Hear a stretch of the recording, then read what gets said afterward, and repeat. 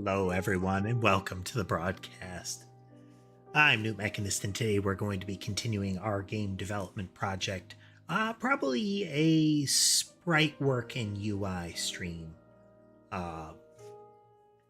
We might do some weapon behaviors in similar, but probably sprite work and UI. There are elements of the kind of shell flow that need some image work in order to update them. But before we do, let's check in with the kitties. We do have Ember up in the cat tree. That's uncommon. Her spot is not taken. We could see Sky lazing on the cat bridge there for a moment. He has decided to finally come down to the tree to try to reclaim his spot. Back in the days of Rorschach and Tom, the very large tuxedo and the Maine Coon respectively, there was a time that I caught Ember smooshed up in between them. Like you could just see the top of her head and ears poking out between the bulk and the fluff. But yeah, she doesn't commonly come up there onto the cat tree. We have Mason and Sammy over on the bed.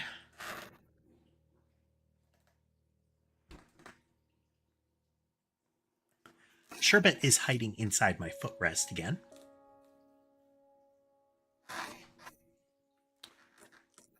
Molly is unaccounted for. Wonder where she is. But yeah, sprite and UI work. One of the things that I'm wanting to revisit. Hey there, Josiah. Welcome. One of the things I'm wanting to revisit is that my icons were 16 by 16. They need to be updated to 32 by 32 so that I can get more legibility. Here, let's get our code up and visible.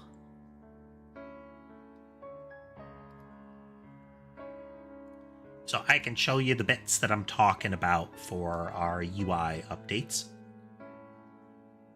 Are you completely new to the channel there, Josiah? And hello, Henry. Hello. For those that are new to the channel, we are making a game. So these are the things that I want to update. Right now, they're 16 by 16. They are scaled up pretty big. You can see the pixels on these are about twice as big as the pixels on the character sprites down in there. They're going to be about the same size, but twice as much resolution on them, twice as many pixels, so that I can get there. This is the game that we're working on here. We are making a Bullet Heaven style game. Let's get a couple more projectiles in there so that we can... that's gonna... Okay, that should still work. There we go. With the gimmick being that you can customize weapons a la like Noida, Magicraft, Bioprototype, those kind of games. So the yarn ball by default is spiraling outward, which is not going to be its actual default behavior, but for testing purposes, it spirals. We have that it fires in little clusters. It's firing once a second. We've got set up so that it fires 3 times every time it goes. So 1, 2, 3, 1, 2, 3. And then it also splits into 3 times. So we're getting 27 yarn balls in fans of 90 degrees each time they split. So you get some heavy overlap towards the middle there. And then we have it to where when they fully impact, they blow up. So we can get neat patterns like this. Right now, with about 800 things active on the in the game world, we're getting like 600 frames per second. But if I add another split into 3 to give us 81 3 times a second, frame rate's going to plummet. Here we go. It will look very pretty for a bit before that, though.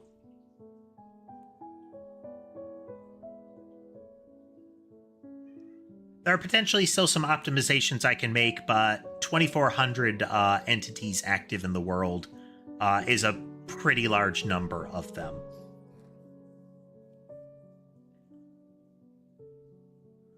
We are unlikely to have that many going at once, but we can make it worse. Let's see if we can get the game to fail again. Hey there, Lore.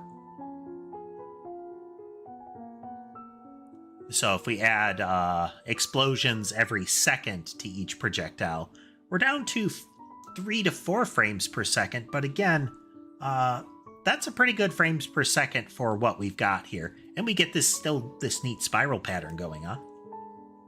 Isn't that nice? We're at about 4,700 things. It's a little cut off by the stream Chrome there.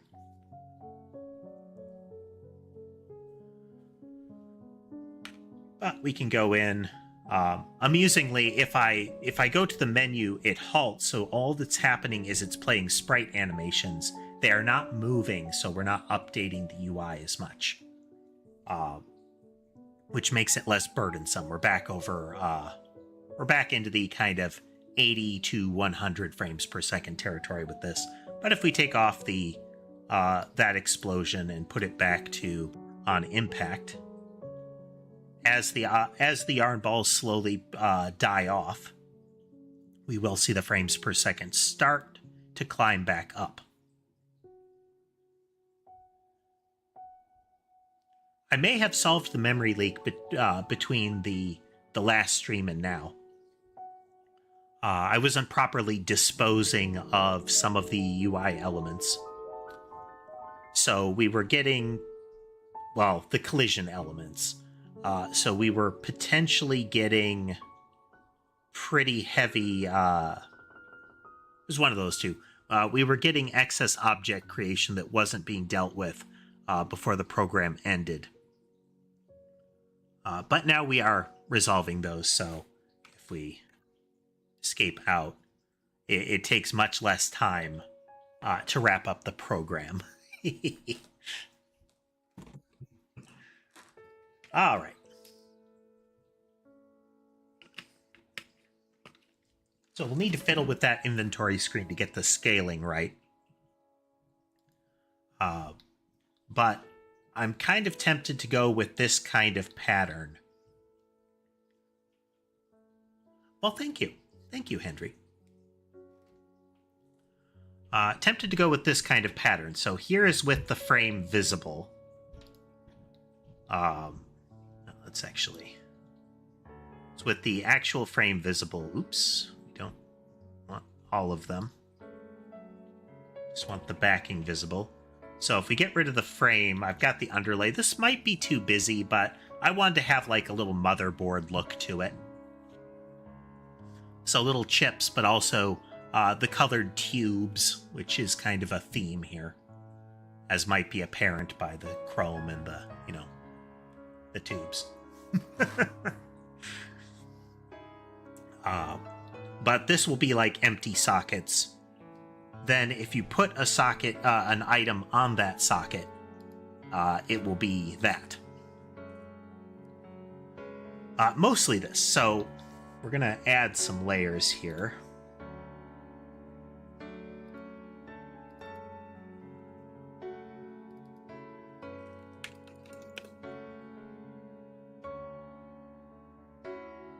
Left pink is probably going to be universal. So we are going to mask and copy you. Delete that. Oh, no, we need to mask and copy this here. Copy. Paste it into pink. That. Hide that. Escape out. Like that. Then we will take this dark color and paint fill, put the pink back on. There we go. Hey there, Adrian. Hello, hello. Now, if you do notice me talking to somebody that you can't see in chat, there is a multi-chat going on.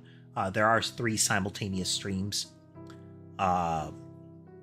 We've got the tall format, which several of you are in. There's also a widescreen format on my channel as well. And we're also broadcasting on Twitch. Watch where you would like to. Crunch wraps. Nice, nice. I often make crude ones of those myself. They end up just being kind of tortilla pockets, you know.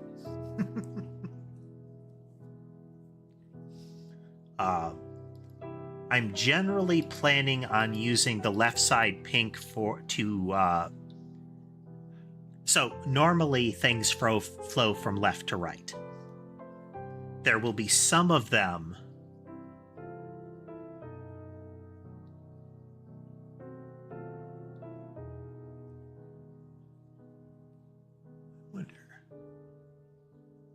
So I'm getting the ats there. I wonder if something changed, actually.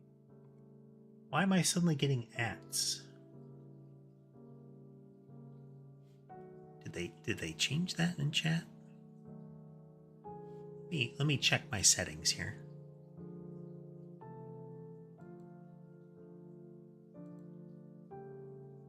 Not those settings. These settings. Do.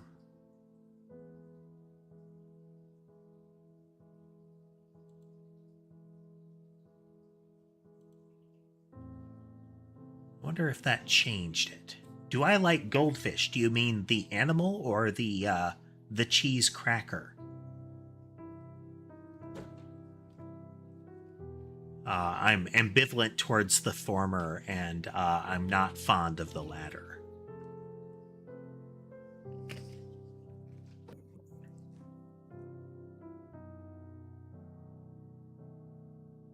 So, on the topic of the coloration generally, thematically, yeah, not fond of goldfish crackers. They're inoffensive, but given an option, I wouldn't choose them. I actually kind of like saltines. But red is heated or, needs to cool down. One of the aspects that I haven't incorporated yet is the more chips you socket, the more it strains it. So it will either fire slower or something, haven't decided. The pink indicating that. I'm going to use the blue to indicate kind of the direction that it will go next.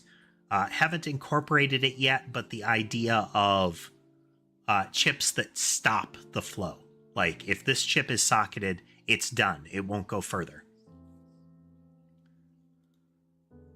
So we'll add another layer that will be...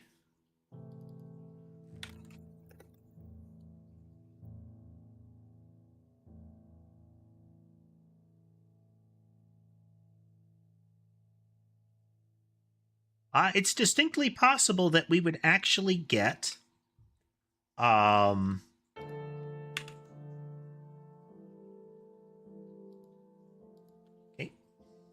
we would actually get chips that allow for it to continue past a downward break, which will be...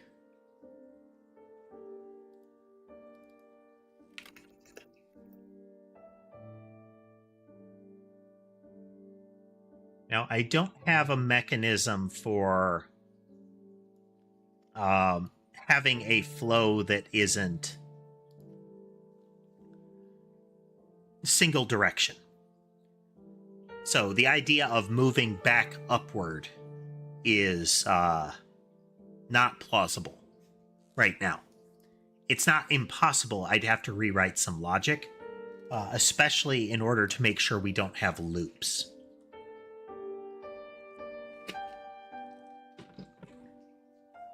We could mitigate loops since the lifespan of a projectile doesn't persist.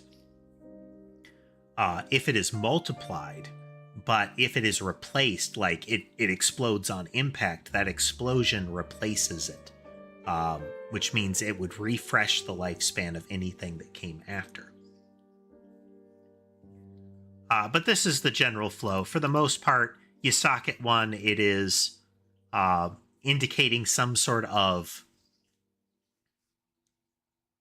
If there, the pink is just thematic for the most part. The blue is the direction of flow. So if there is no right blue, that is going to be a stopper kind of thing.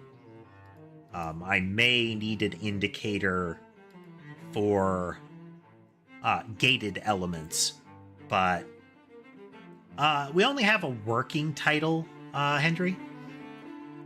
Only a working title. What is it doing, man? Copy this, paste this. Working title is Nyanite Survivors. It's not on any platform. It won't be visible. We are in pre-alpha right now. There is the shell of gameplay, the kind of illusion of gameplay.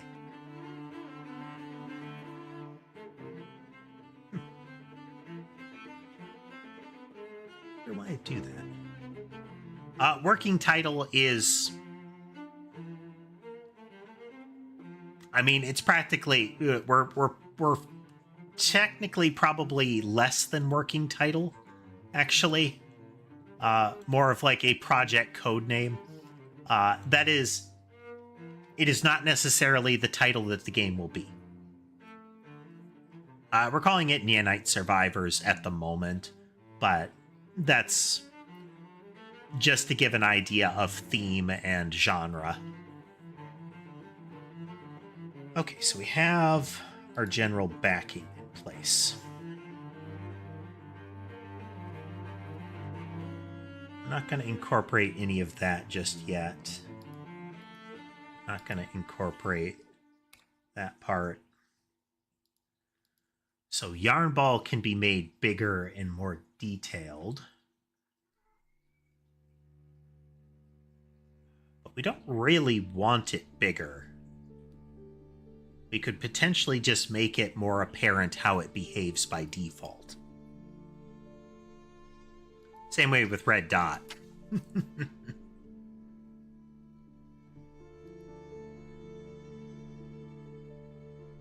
Wind up mouse. Let's just...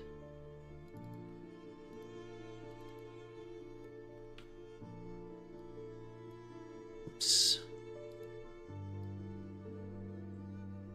Just so. A Rubik's Cube? You are referring to the, like, three-sided rotated puzzle kind of thing? Well, multi-sided puzzle thing.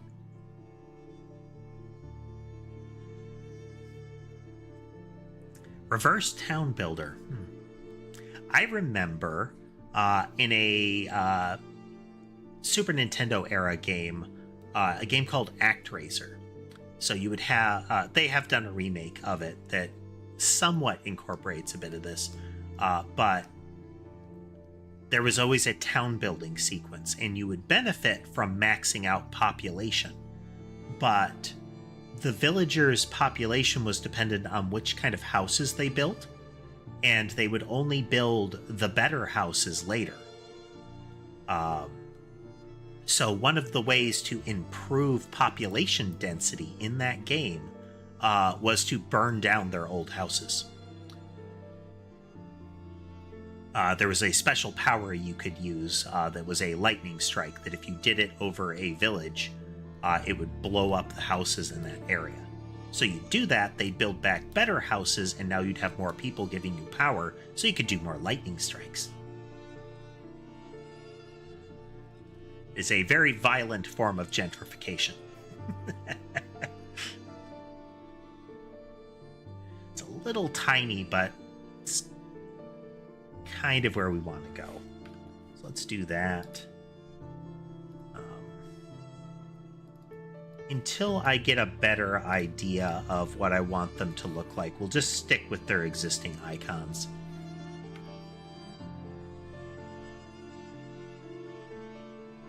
Isn't there like a VR game where you have kind of like a bluffing mechanism, like a card game bluffing mechanism?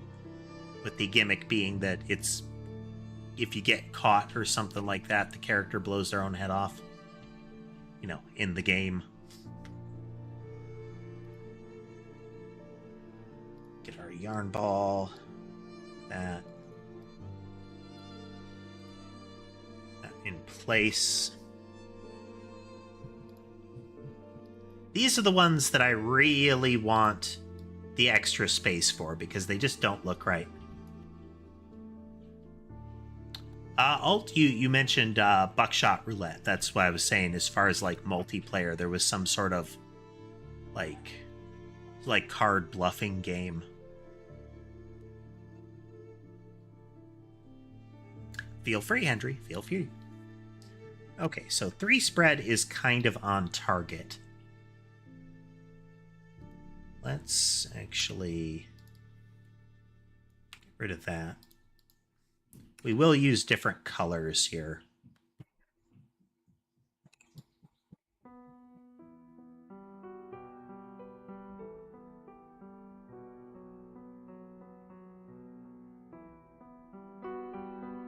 Ooh, pixels.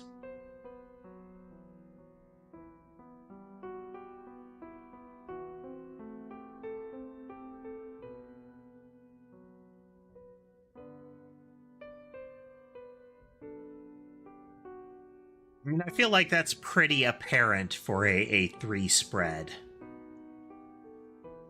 Let's get it a little further away. We can do an outline on it that way.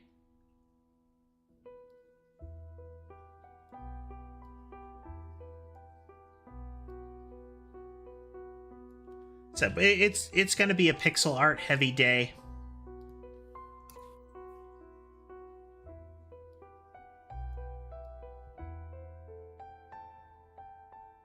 Make it extra apparent what we're doing here.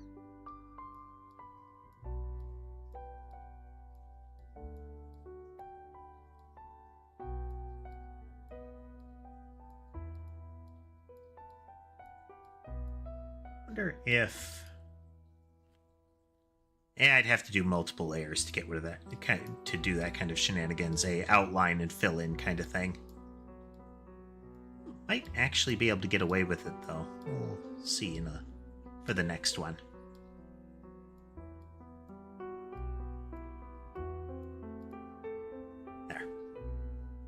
There. Do about like that.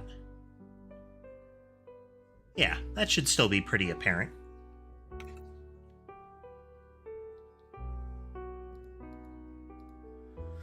Okay, so move in straight line, I feel is, again, probably pretty good for what it's supposed to be.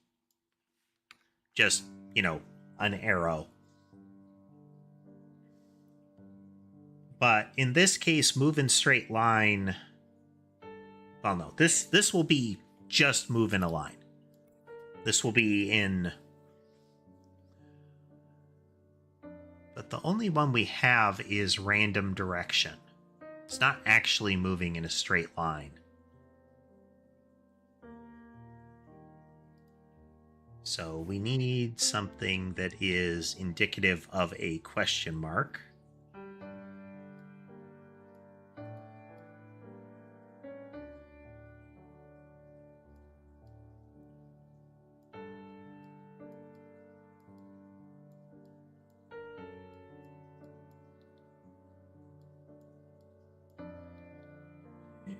Do we want it to be bigger?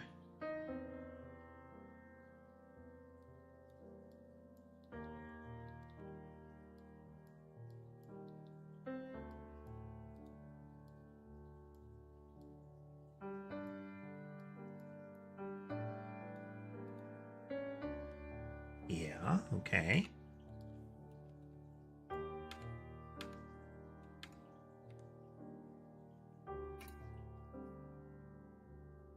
Extend this down further.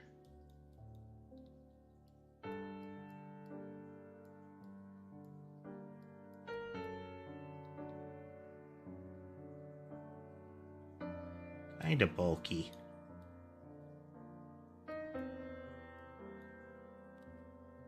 Very bulky.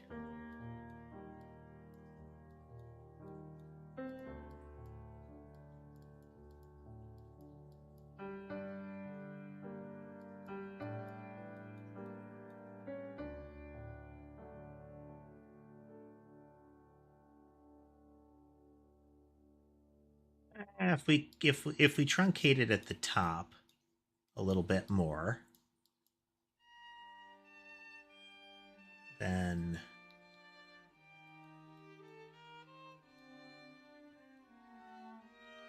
gets this. Yeah, okay.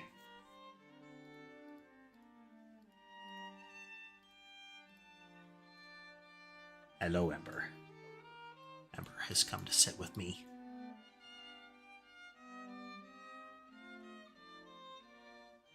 Don't know if we should have the question mark first or what here.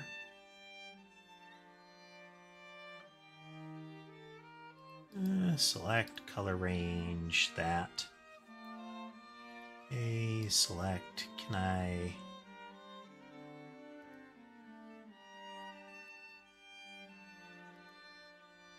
Select that.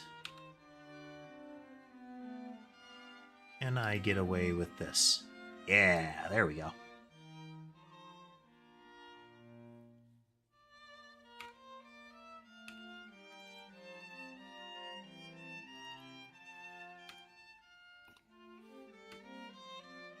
Okay. I think that'll do for now.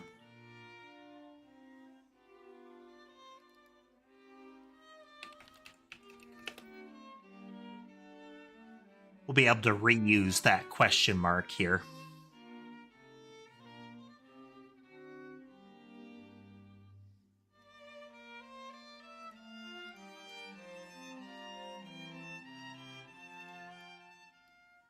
Okay, again, principle of the spiral is pretty good, but we definitely need some clarity here.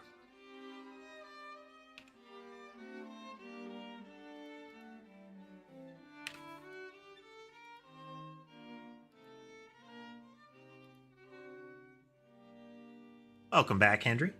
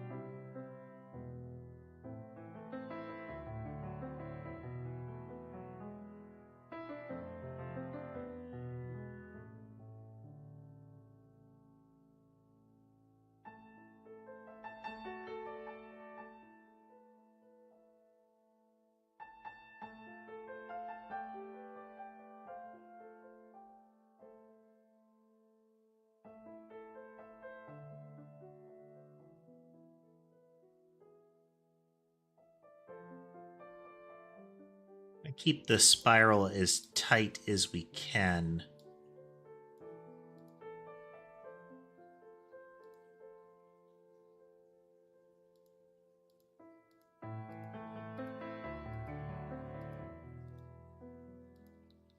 So for upcoming things with the channel, in addition to, more coding,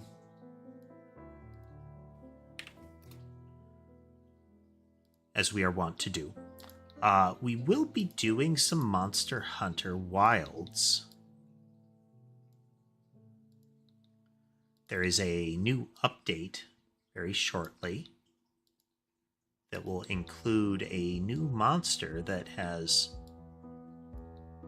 been much awaited by the fandom, it would seem. That looks pretty spirally.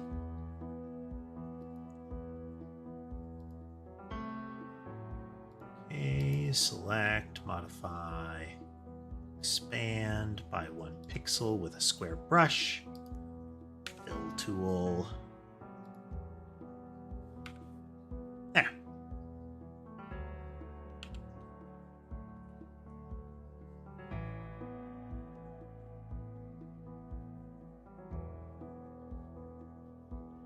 Okay, so this is spiral, but you could look at this in two different ways. So there's spiral out and there's spiral in. I think we need to change this, actually. I acknowledge you, Ember. I do.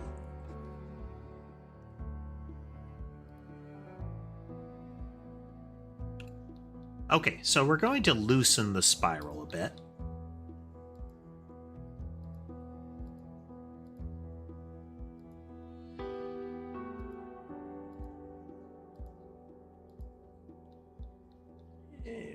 Potentially not that much.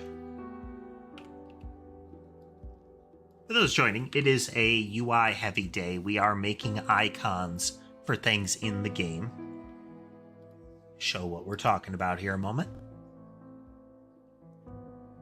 I do want to get graphics for things like loading and whatnot. It took a while to load that time. So graphical buttons here, potentially a background. Background grid would be kind of nice. A non placeholder view. These are 16 by 16. They need updating. Running out of space for visual clarity of what's going on.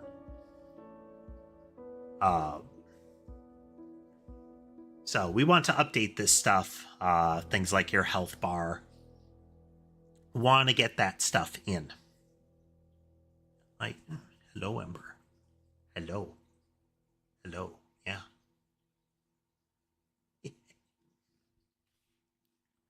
So we need that. Just for the giggles again.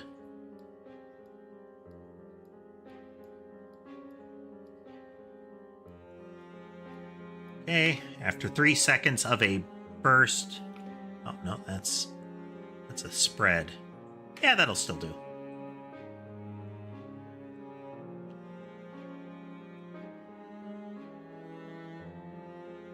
So the nature of the spiral makes it so it wants to go down and right. Once it's gone down and right for a bit, it is going to arc up and around. It bursts here and spreads out in a big pattern. But we want to get that UI improved for readability. Working on the spiral here. So what I want is enough room to have the arrow.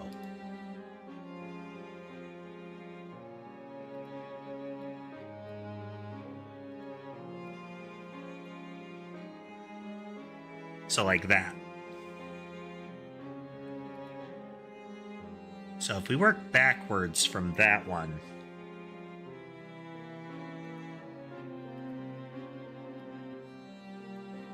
we can do kind of an angular spiral, I think.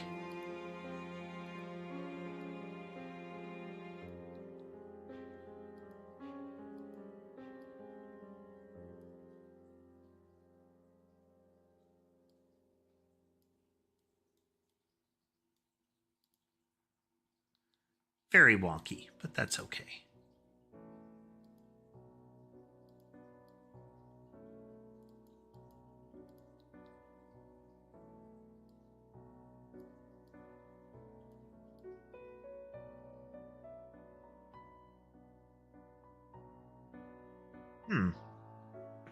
We could just do a more square spiral.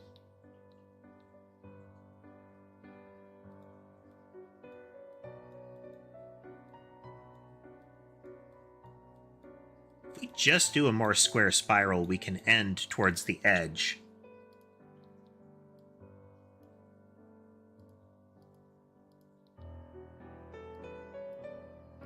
And that should give us a sufficient indication that we are spiraling.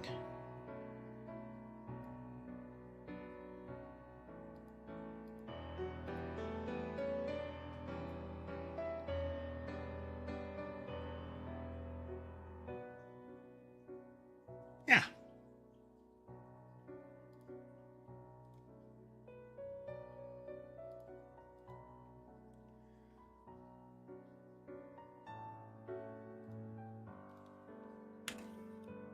That, tighten it up.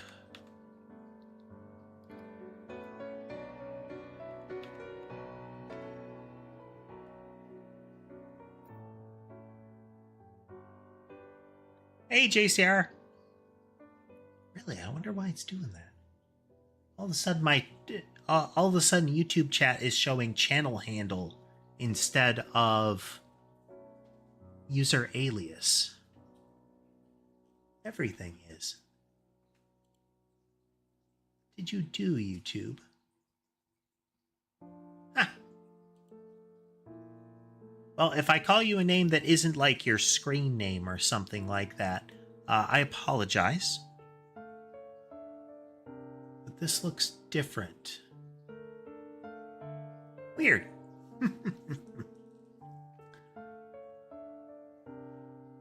Tighten that up.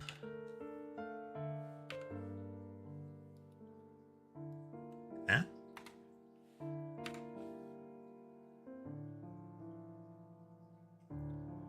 We could potentially go another layer out, but I think this will do.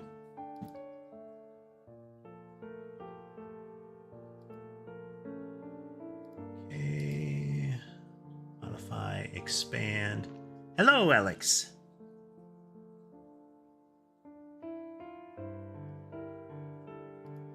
Hello, hello. Yeah. So this is spiral out. Spiral in is actually going to be a little fiddlier.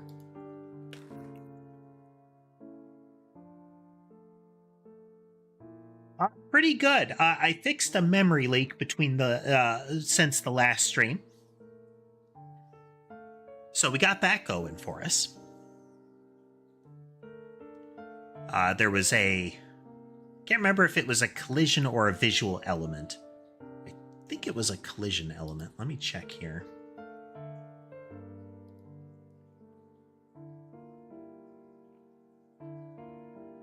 Let's see. That's the overarching class. It's node renderer. Is renderer where we were doing it? Okay. Renderer is not where we're doing it. We buffer those. So it was in collision. There is the critical method.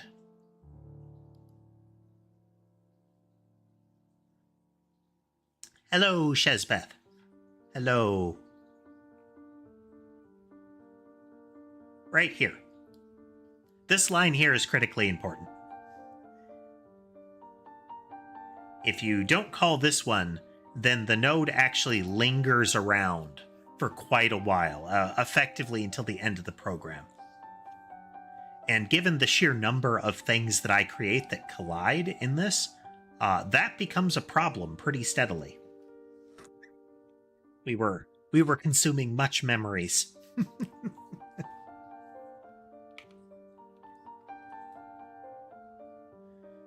It is proving to be a good day so far, Shizbeth. Good day so far. I hope it is for you as well.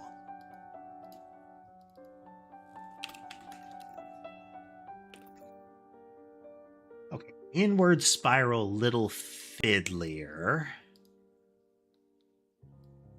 Whoops, that's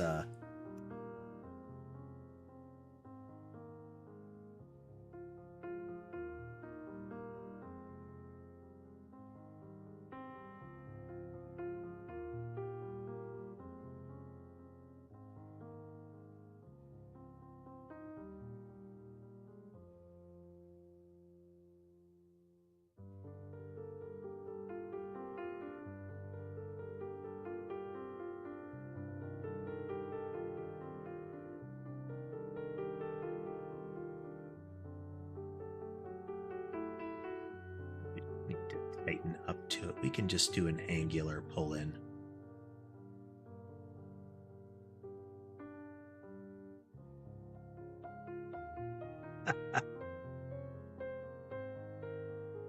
Hello, Dodds. Hello.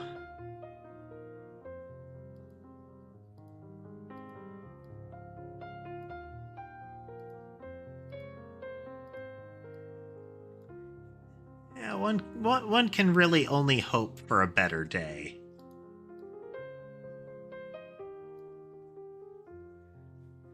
It kind of says spiral in to me.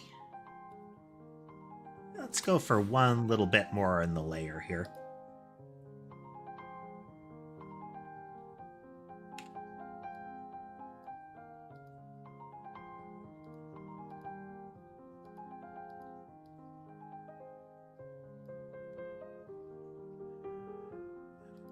in there.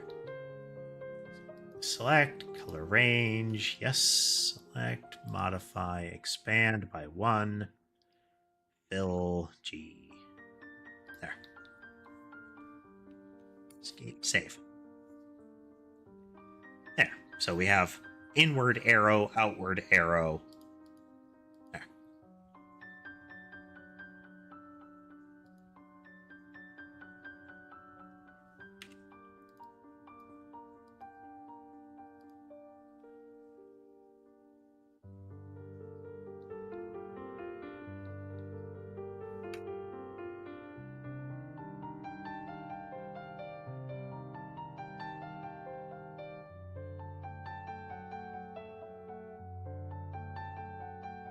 I think that works.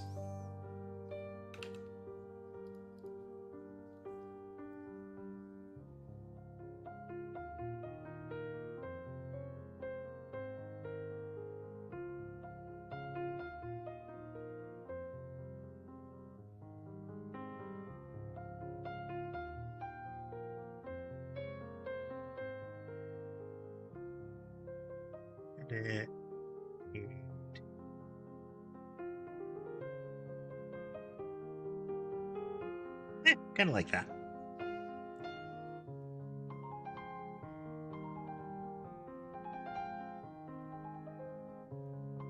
I guess that makes some sense, Alt. I kind of wish that I had a way of including the handle, though.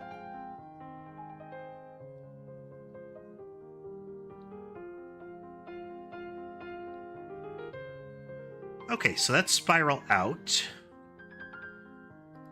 Orbit, we now have some room to play with.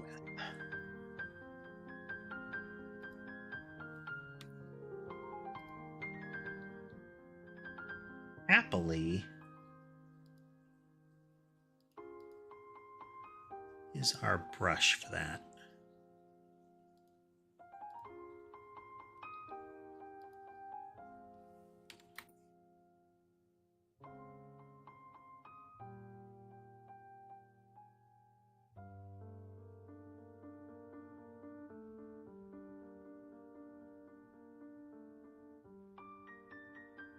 Okay, so let's give ourselves some more room.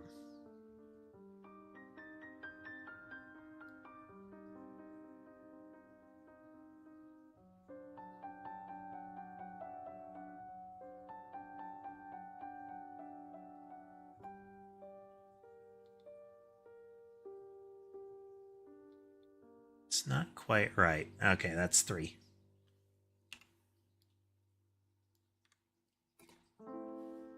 Yeah, it doesn't look right.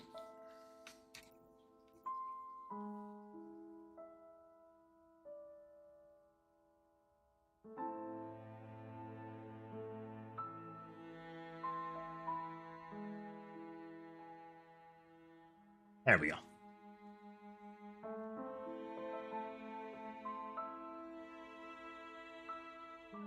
Yeah, I mean, something would be kind of useful so that it's more apparent what somebody's preferred handle is.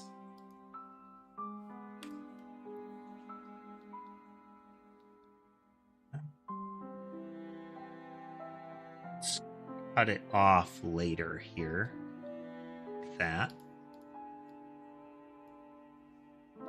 There.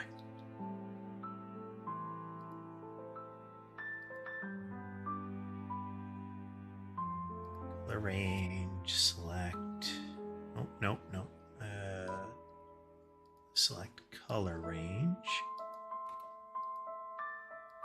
Expand. Fill.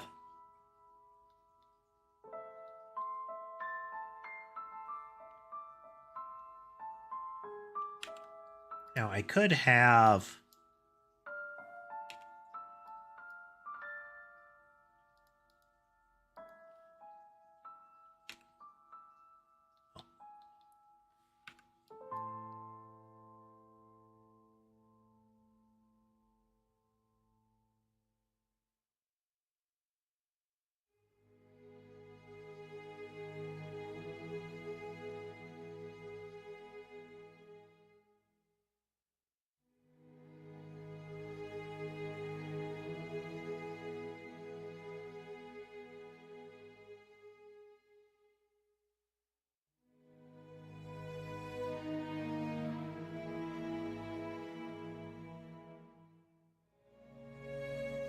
don't know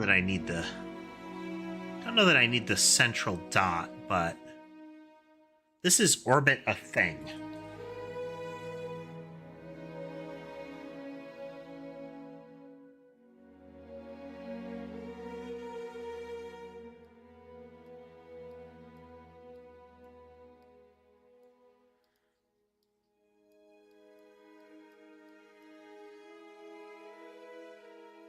That'll do. That'll do.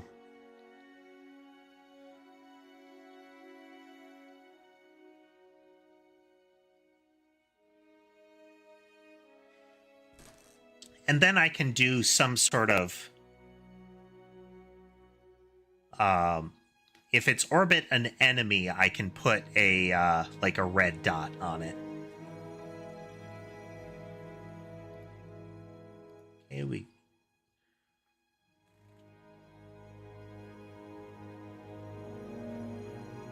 Yeah, that makes sense, Lunar. That makes sense. That doing it as just a loop would seem like a refresh. So triple burst. We can use great big dots for this.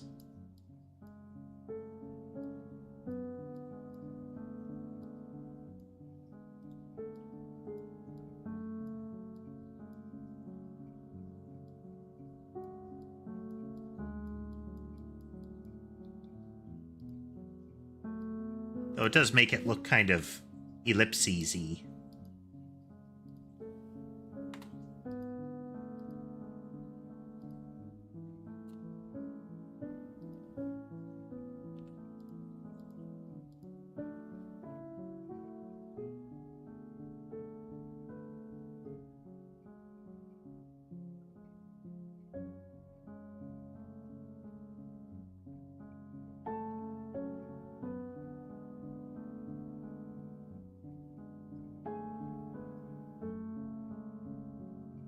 We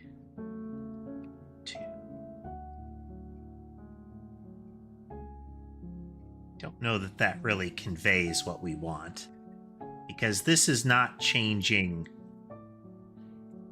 what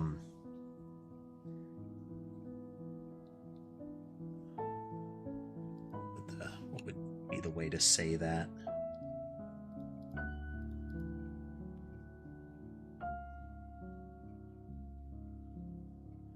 This is a 3-round burst, the thing that we did last time.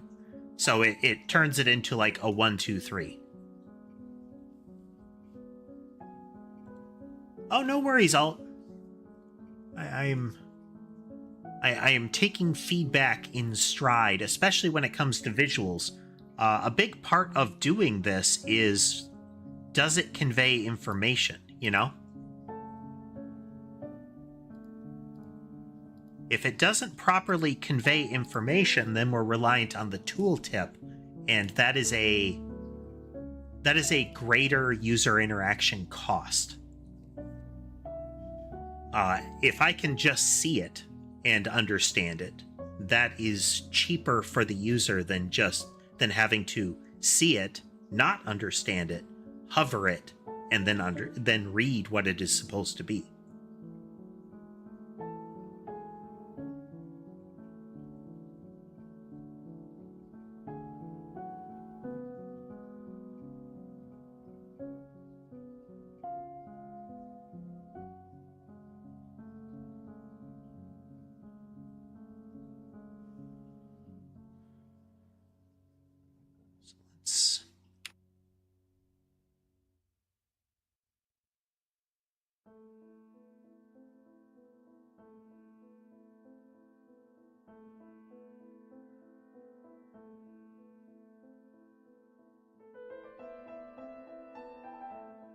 If then...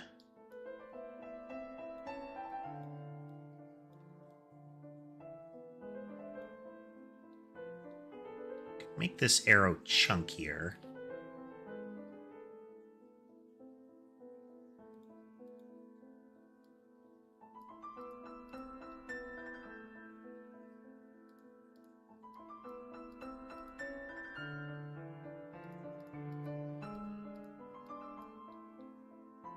do that.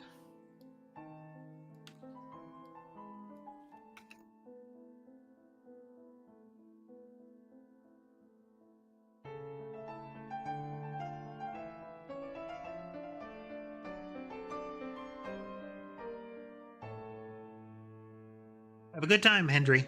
Thanks for swinging through.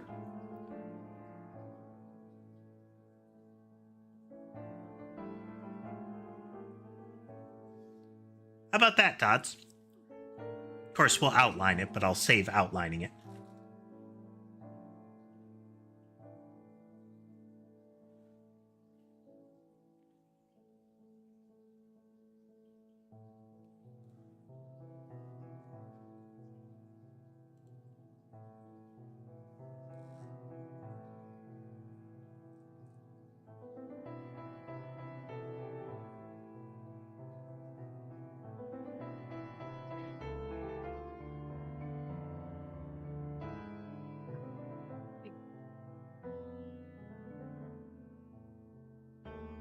See if we do have a good indicator.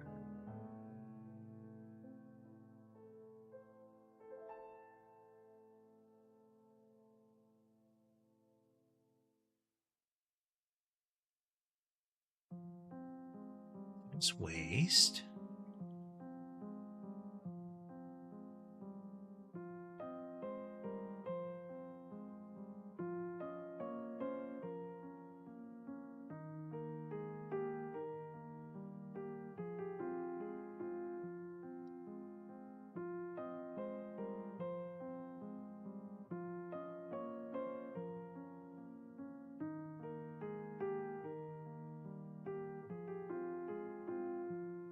Okay.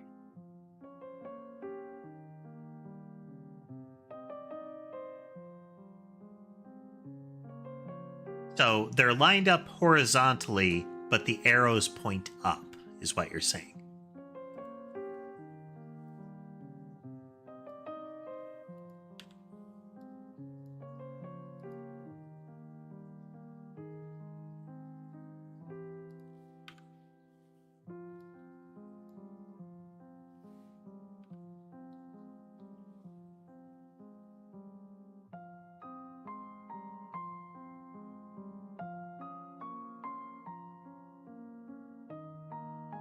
Something akin to that?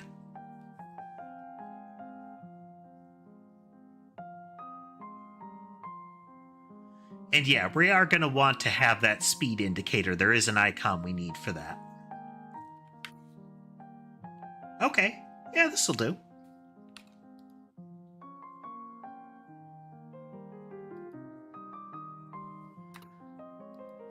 Don't know that it's going to be easy to convey this concept.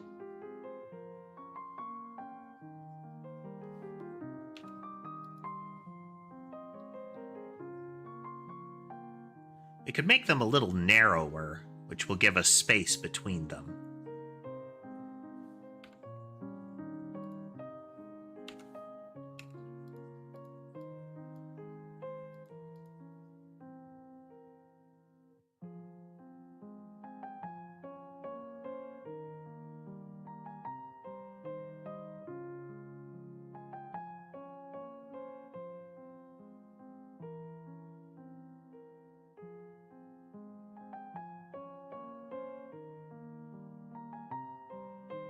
Let's make it an odd number.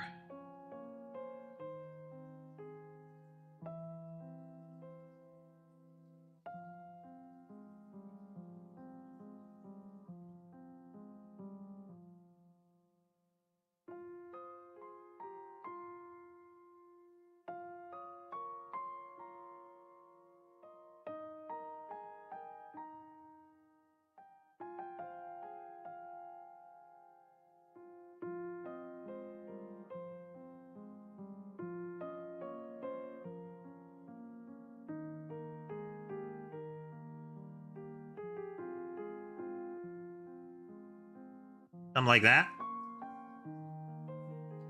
Give it a very bullet look.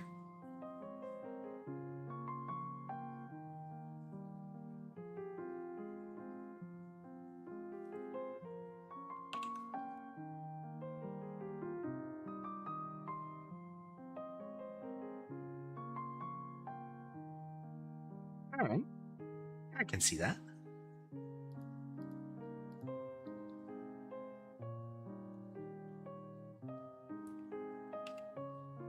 All right, this is moving in an angular pattern.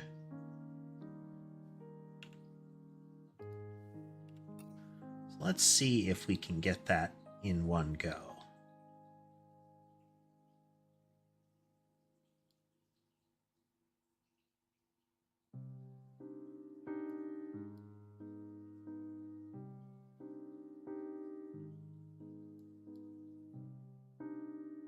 It's not quite far enough. We need to...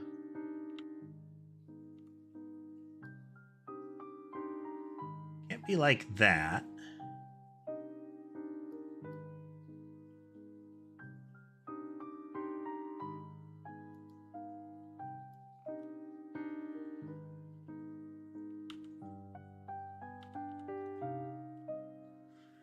Was relatively quick there, Henry.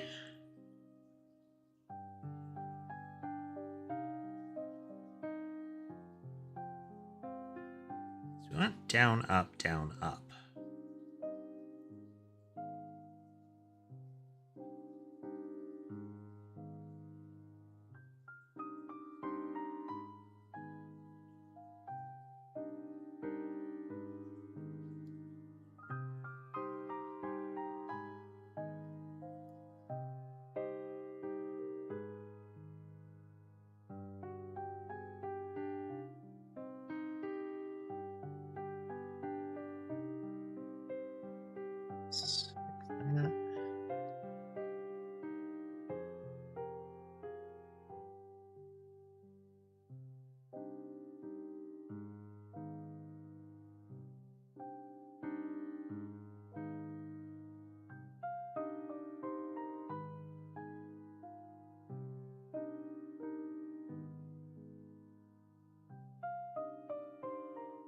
Okay.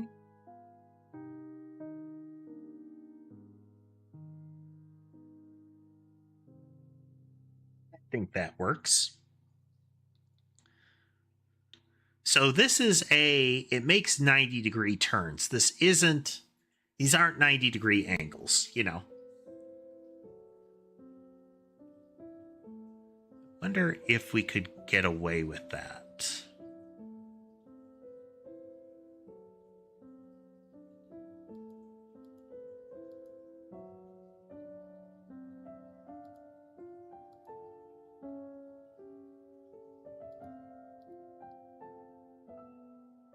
Weird little mushroom cap, but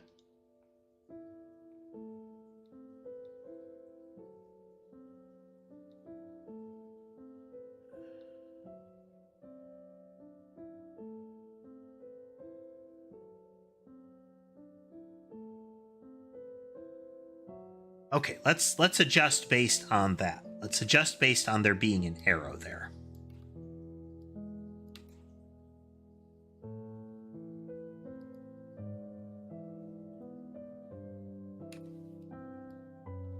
We assume this arrow will be present at this spot.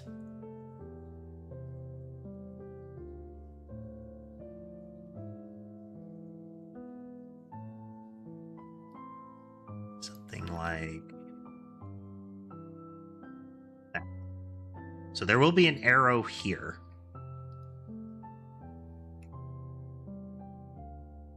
So if we put that in place, we do the same thing.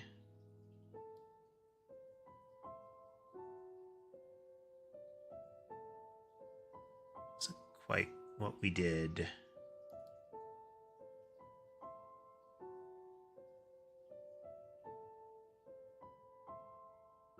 Yeah, let's move that arrow.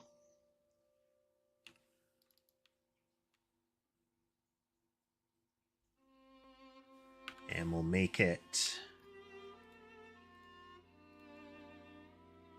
not quite what we want, but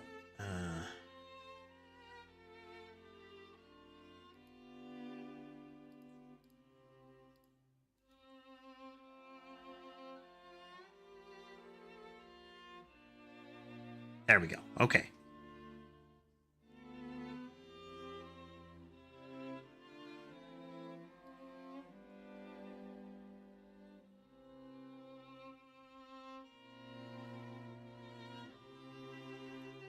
let's go from here,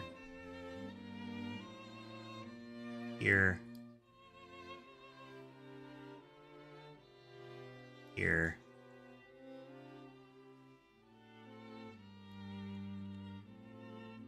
to here. Okay, that's why we don't want it there. We want it within 2. So we're going to need it to be within like 3 or 4.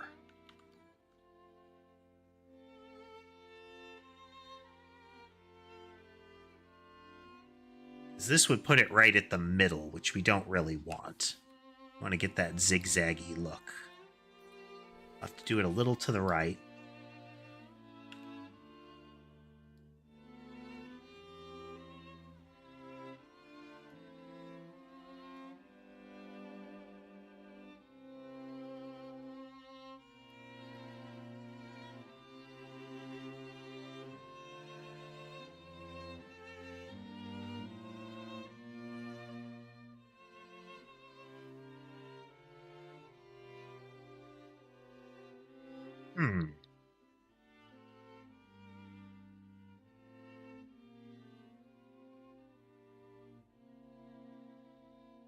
Need the angle to be sharper.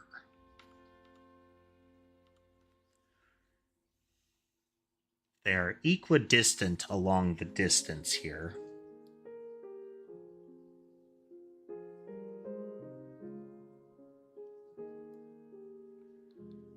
So this line is how many long? Is 14 elements long. And we are going to be breaking that into start. And then there need to be 2 more points in between this.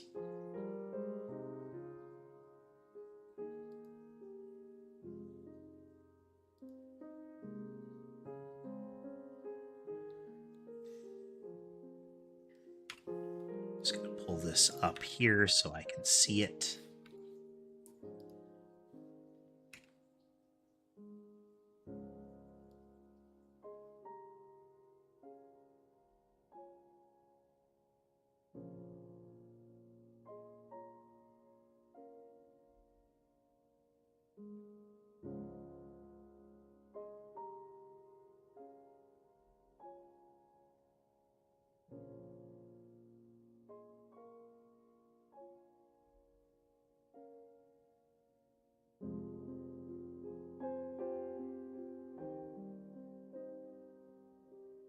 So again, we're trying to get zigzag, which is an angular motion.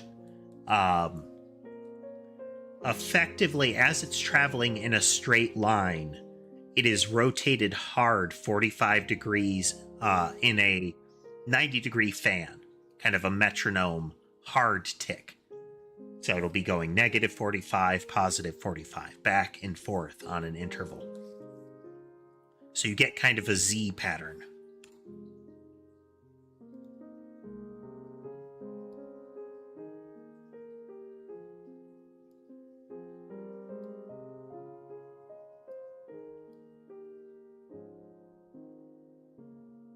There. Okay, okay.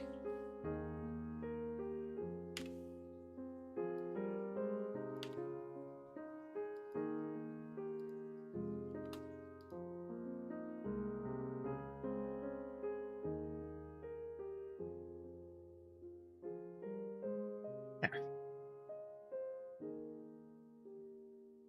Sine wave is going to be a little fiddlier, but I think we can pull that off with 2 overlapping circles, crop them, and go from there. Okay.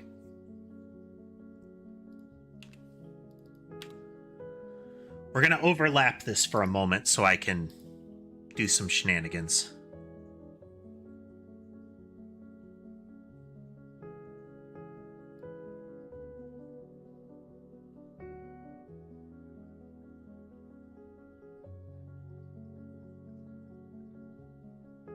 Not quite that.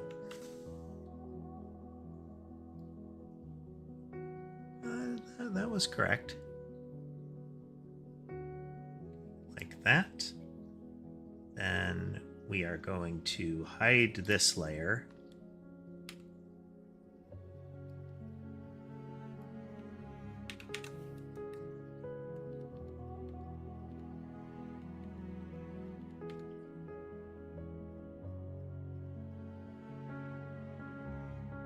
So we're going to put these two together first. We're going to put them nearby each other first.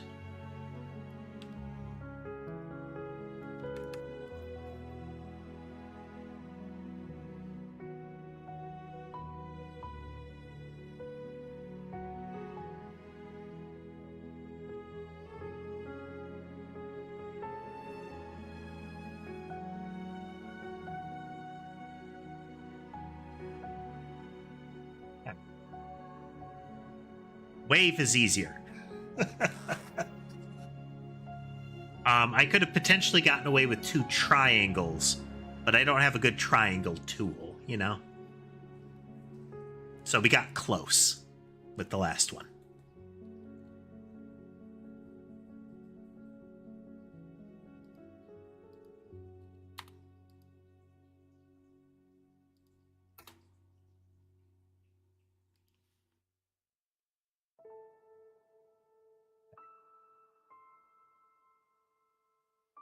So that is wave, which is useful. Okay, so this concept is piercing. That is, the bullet will pass through.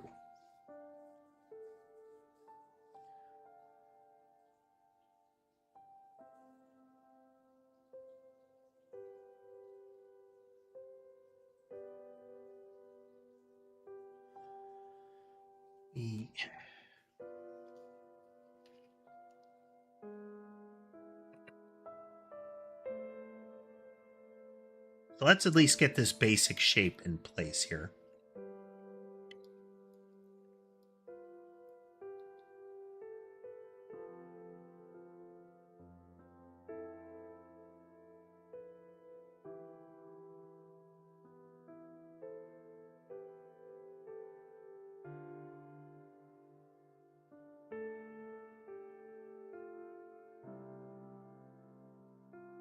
Okay.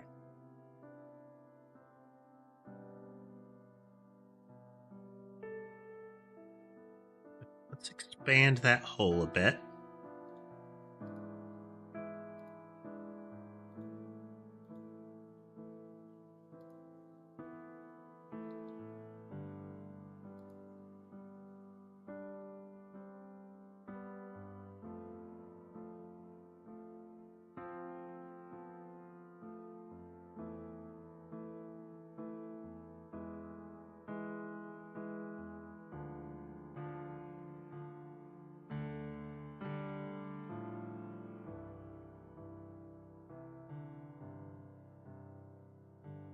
Randomize these a little bit. But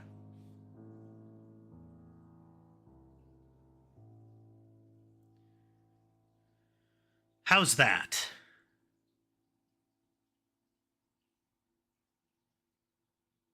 I can thicken up this line a bit.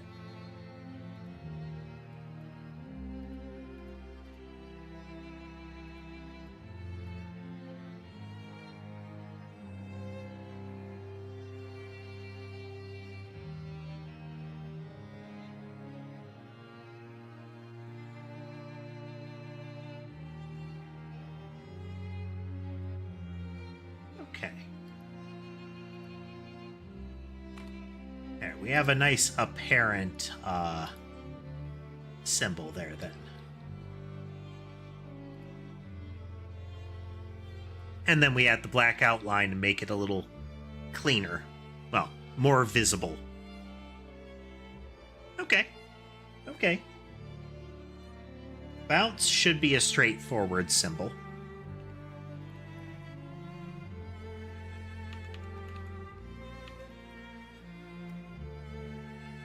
I think we have to be careful with this kind of marker, but I think we'll put a surface.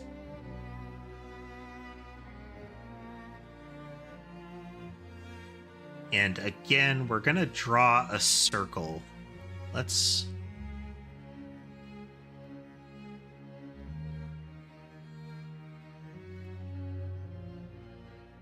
we put a marker there.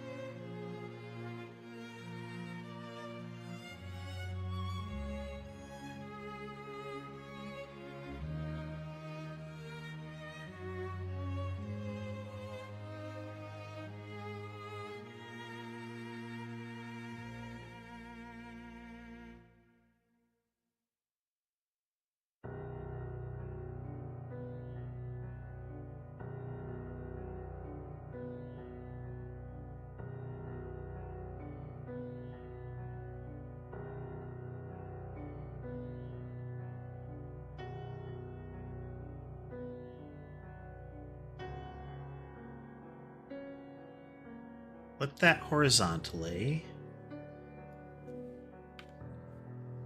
We can make this impact sharper.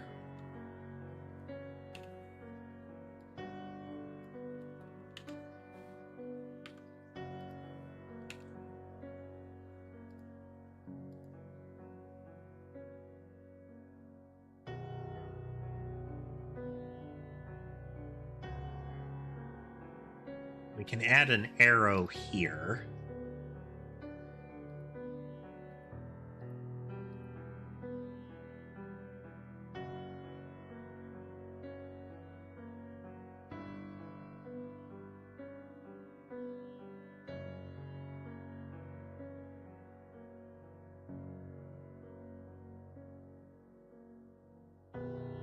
We take the whole thing, adjust it upwards.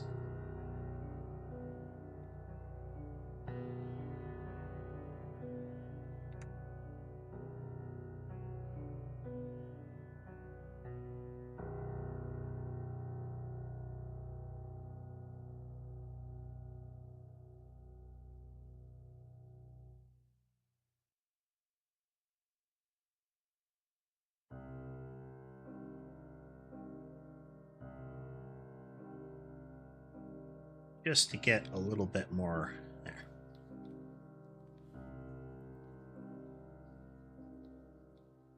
Okay. What do you think? Bouncing?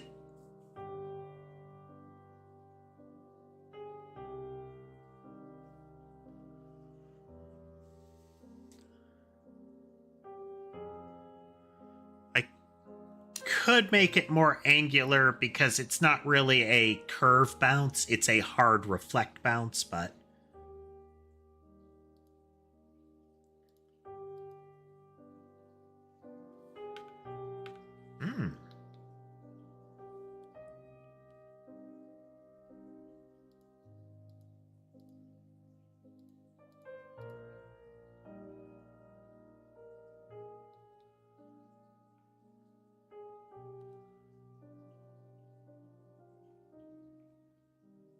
doesn't hurt.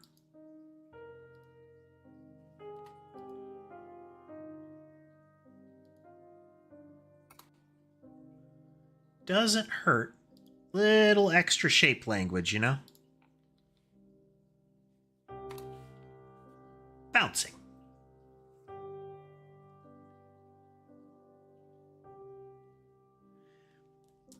Yeah, this is technically like a ricochet. Is it glances off, so mechanically, what happens is that it draws a line to the target, creates a perpendicular line between the two at the midpoint, and well, effectively, it's creating a line between the two, and creates the bounce off of that. So you can get a glance off of the target, essentially. Or you can get a hard reflect bounce if it's coming straight at you. Depends on their direction of movement.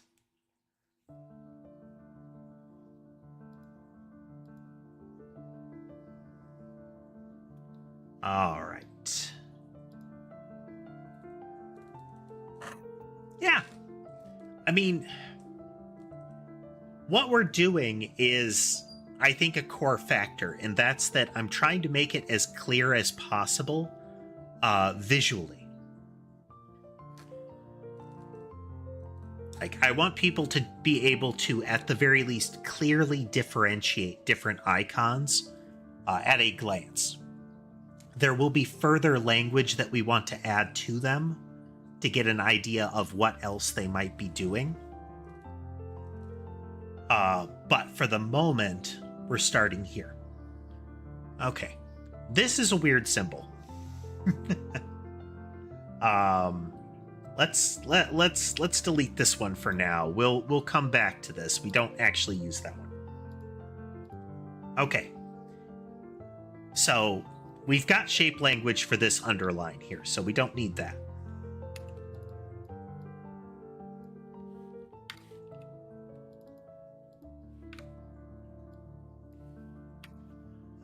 Let's see here real quickly. Before we get too far into this one, I am going to take a quick break. I'll be back in a couple of minutes.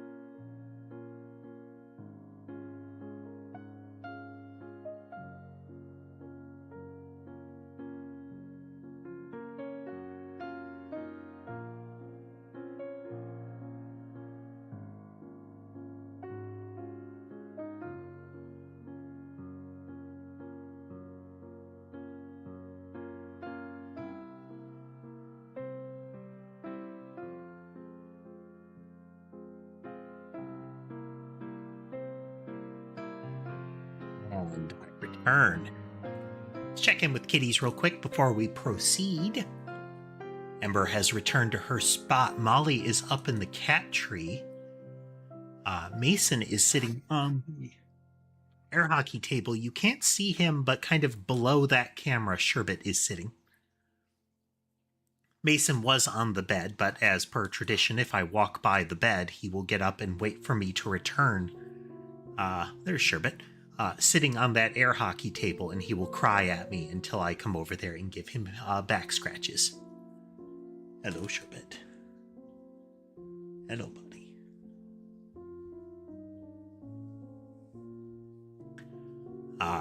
You may have seen the shadow, but on the camera with the two kind of small blankets there.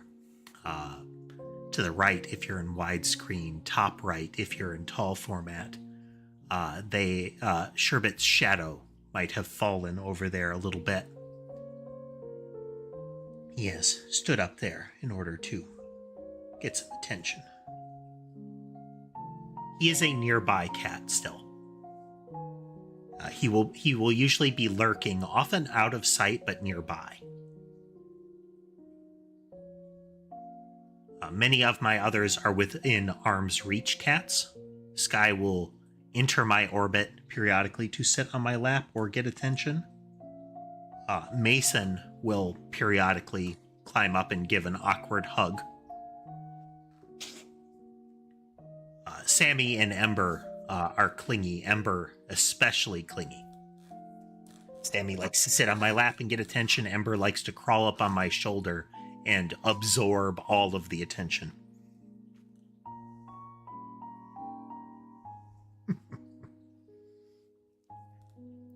Let's see here. She wants to be kind of cradled against my chest. She'll be right up against my neck and chin, too. If I move around, often the swarm will follow me.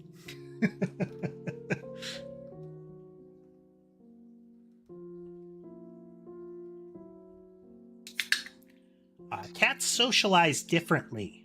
People are really used to the idea of how dogs socialize. Very kind of get it right up in your face. Very energetic many times. But just like with dogs, there is individual variation. But cats do have a type of affection. And the idea of them just sitting near you is pretty solid affection. If they are out in the open and sitting near you, then that is a cat showing affection. I have 6 cats right now.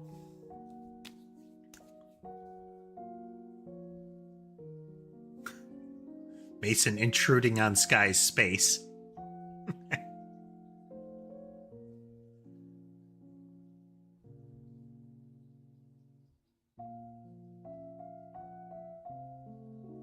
Yeah, a really intense affection gesture with cats is to look at you and slow blink.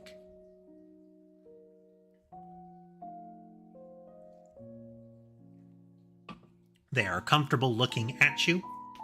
They're okay with you looking at them. They know you're not aggressive or a threat. And they're comfortable closing their eyes in front of you when you can see them like that. It is a very emphatic, I trust you.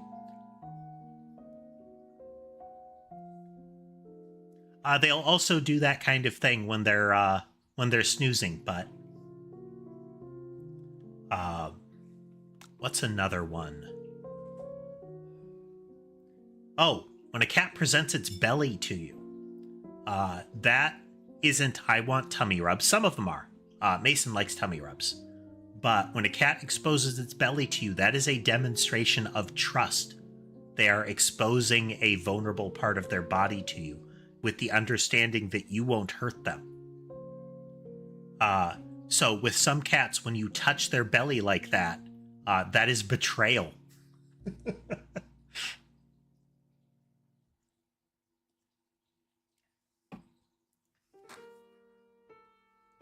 When they're playing, that's a defensive posture. That's, I can bring all of my mitts and teeth to bear on you, even though I am cornered. Body language is a tricky thing with animals. Okay. So, for this one, this is... Yes, that is sometimes why you will get bit, clawed, and kicked if you go for a belly rub with some cats. Because they really don't like that action, and they really don't like that they said, you are trusted not to do that, and you did. So, let's see. To draw this one, we would do down blue, no right blue. That is because I haven't actually adjusted it yet. So with this one, we're going to want some room for this symbol. This is burst on impact.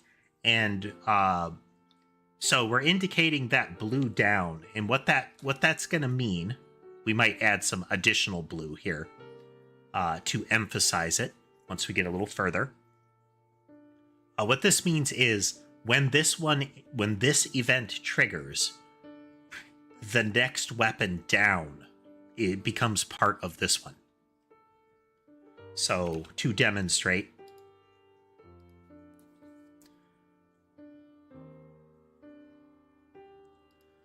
that one right here. So we have that downward bar to indicate next weapon.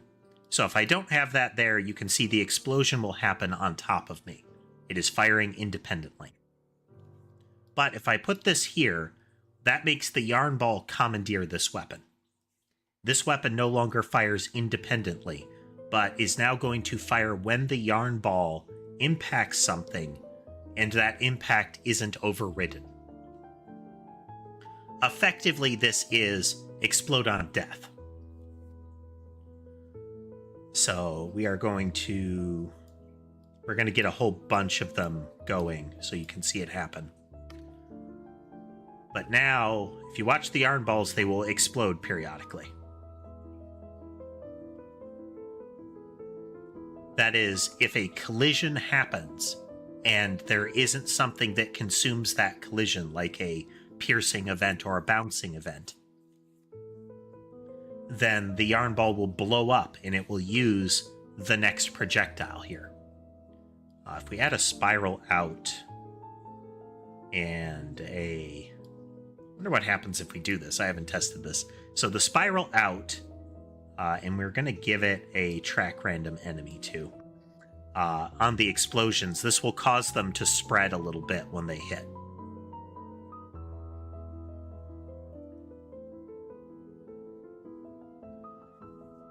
Because they will turn and face different targets, and they will be, in the moment of their existence, they will be pushed apart a bit. But that is what this one is meant to indicate.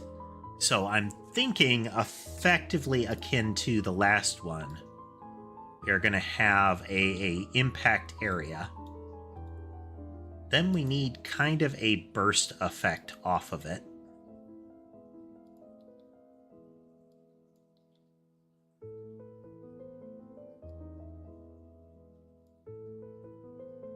Center line to here and to here.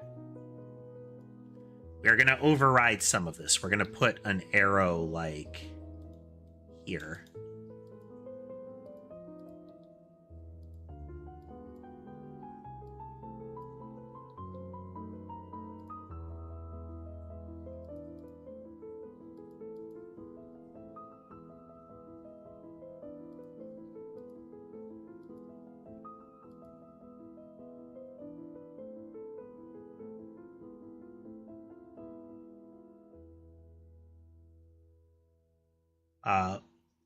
Coloring these is going to be a potential option.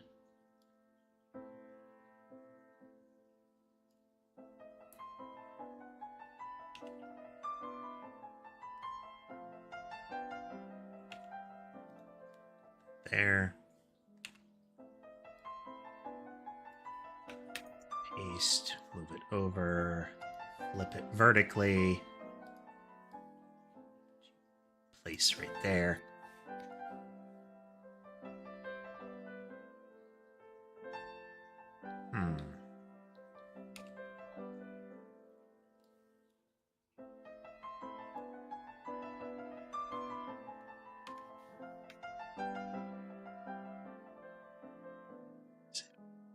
Select based on this.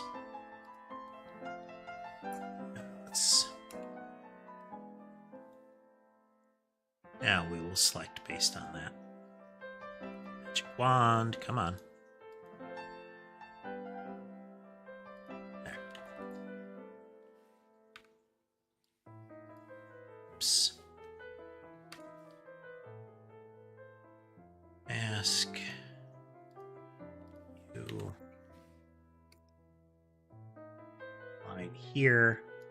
Okay.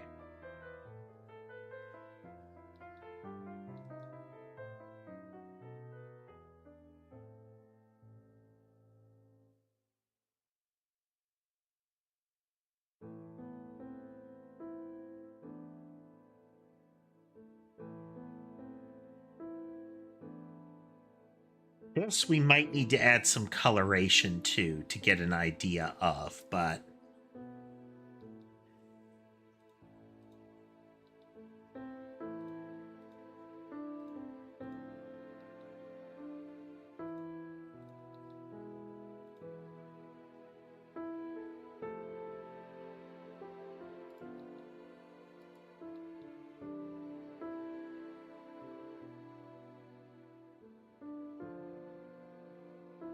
yeah, I'm not sure on this one.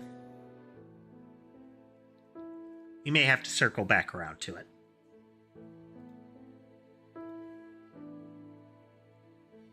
I think it will help if we do this a little bit, give it a little bit of space to breathe.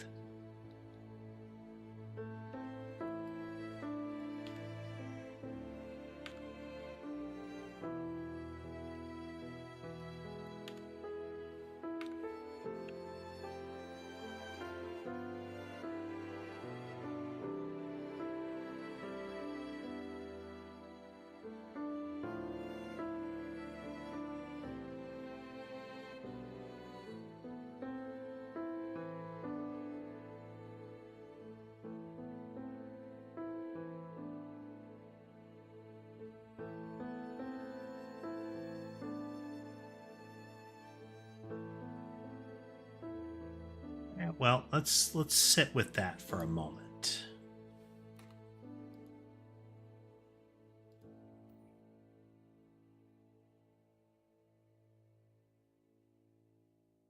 Just so.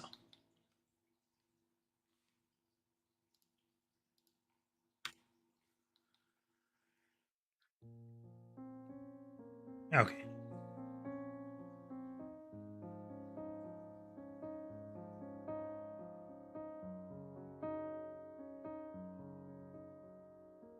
All right, and this is periodic next weapon. So again, that lower bar is not part of it. It'll be this symbol again. So the idea with this one is that we have the next weapon firing as this goes along.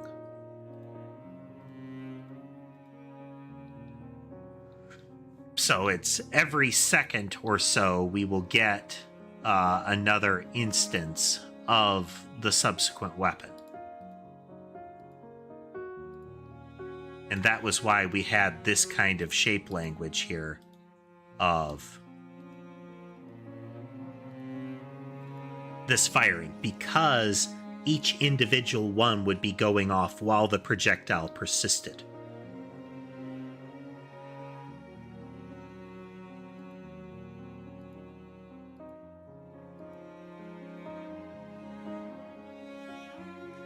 But it's not necessary that it would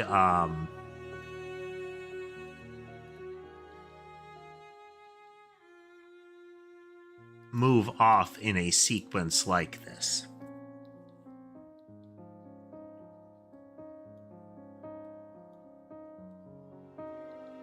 So while the concept is kind of straightforward, where we have these periodic events, I don't know that this language covers it. One possibility would be that we make the arrow longer to give us more time to convey the information.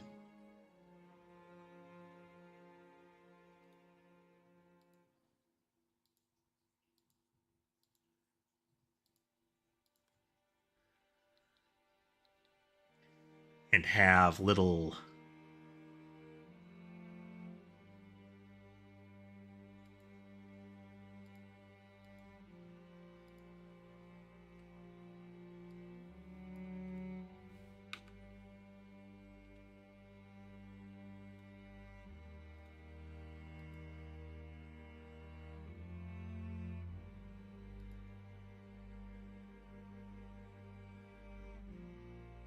kind of burst thingies off of it.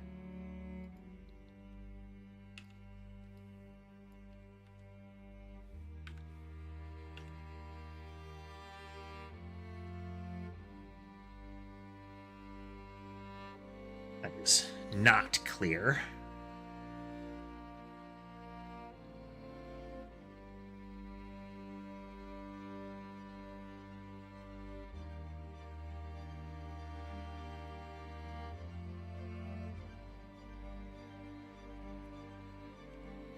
That is not clear.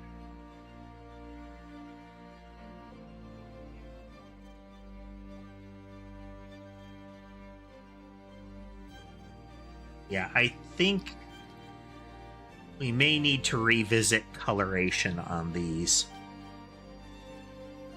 So what did we do with explosion? That is...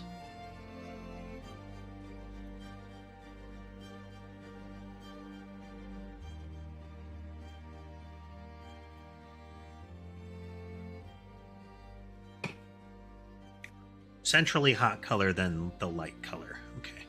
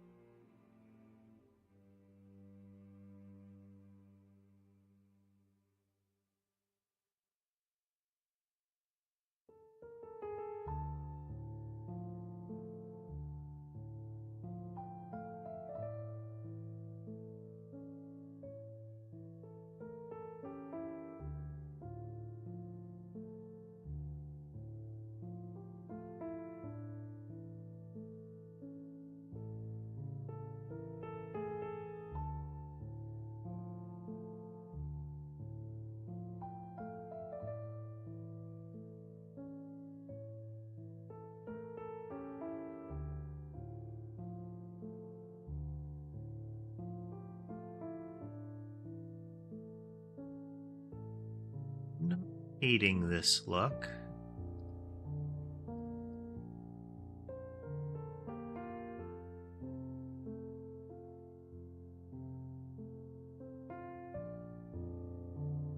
Yeah.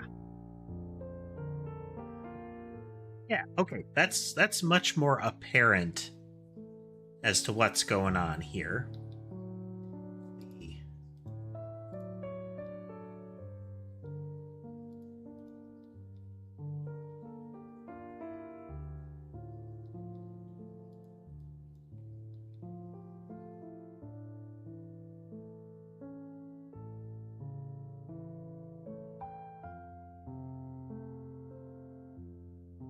Yeah.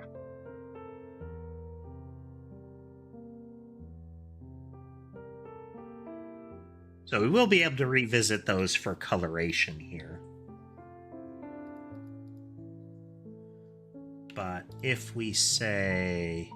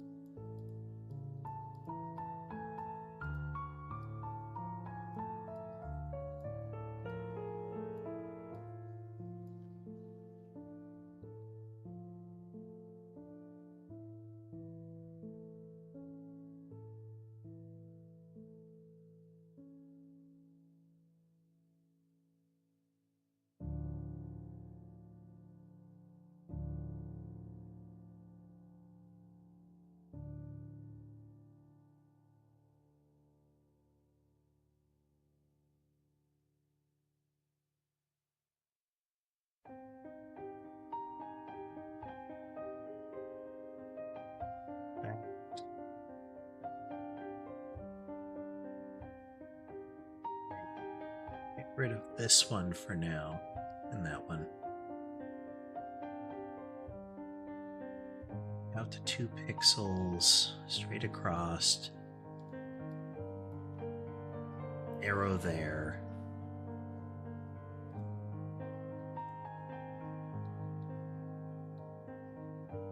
There's not enough room. Okay, the diagonal I think worked better.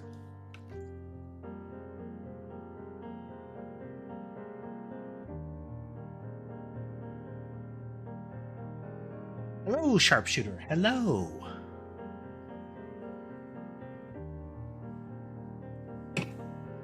We are working on some of our visuals here.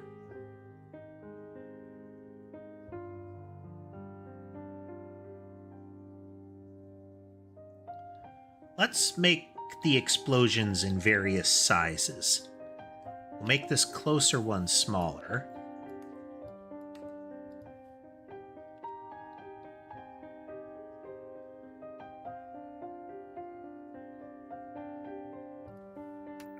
Pixel, that one, B.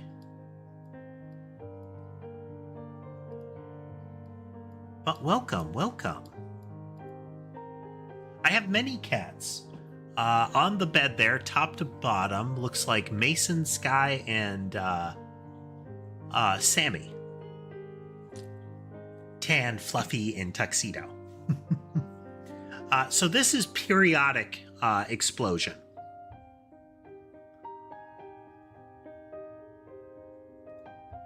That is every second. Right now it's every second. We have a burst go off.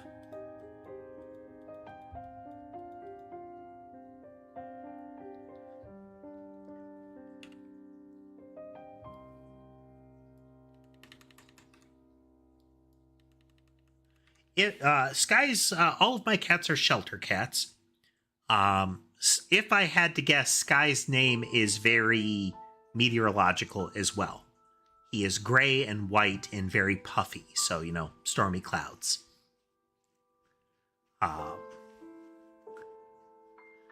Most of my others have very mundane names. Sherbet and Ember are the other two odd things.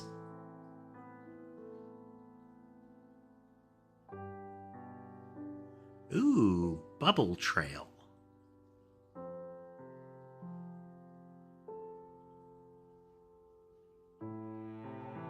So I don't want to imply that this is a weapon, because this modifies the existing one.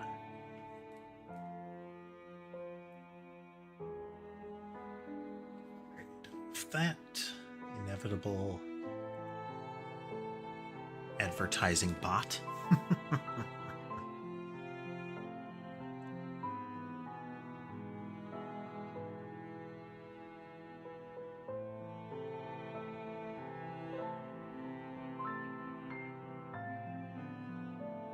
Thank you, Josiah. Thank you.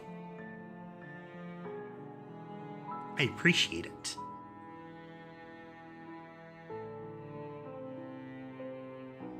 Because we do want to imply that they're bigger towards the back here.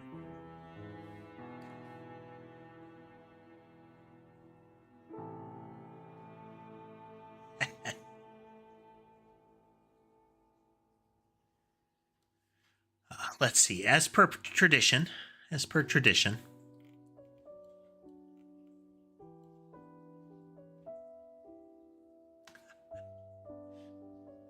somebody, when somebody comments.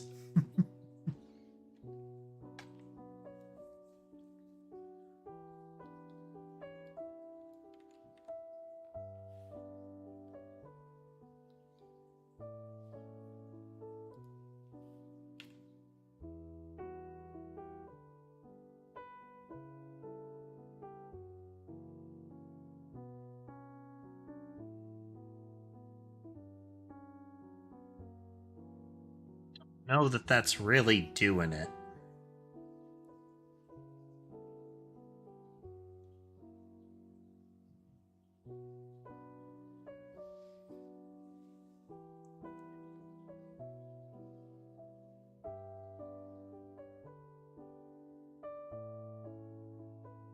This one lore is periodic.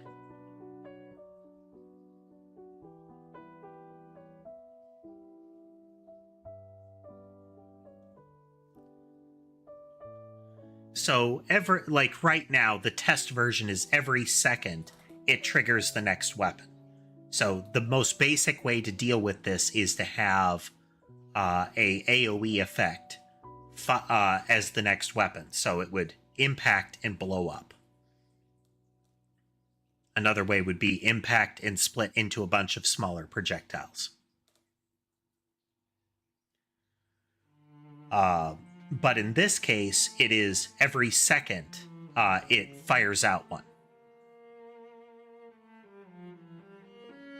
Hey, Drew.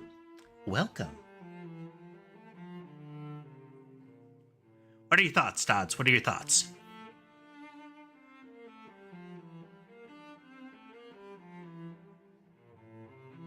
Because we could return to the bubble trail idea and just have smaller ones towards one corner.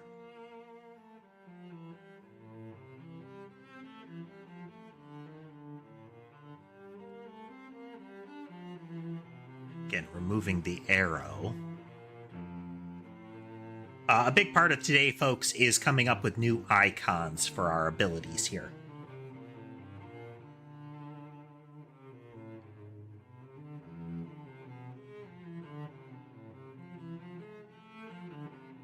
Hello, Donald. Hello. Welcome, welcome.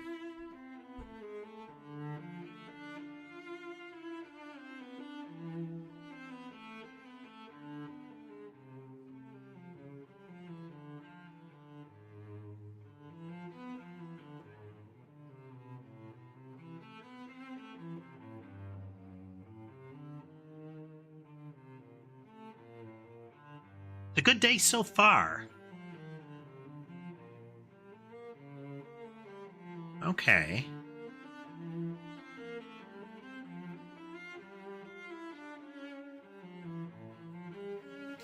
This is tricky.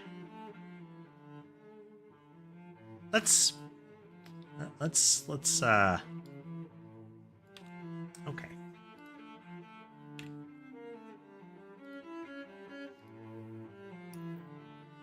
Still think we need a... Isn't really movement, though, but... This is a tricky one, because there's a lot of information to convey.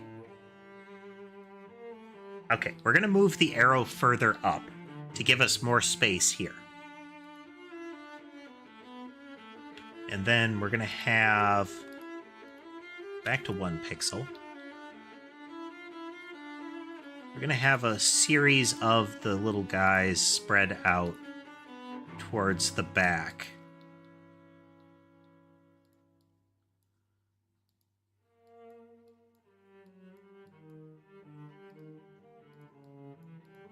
We'll have to move this one a bit.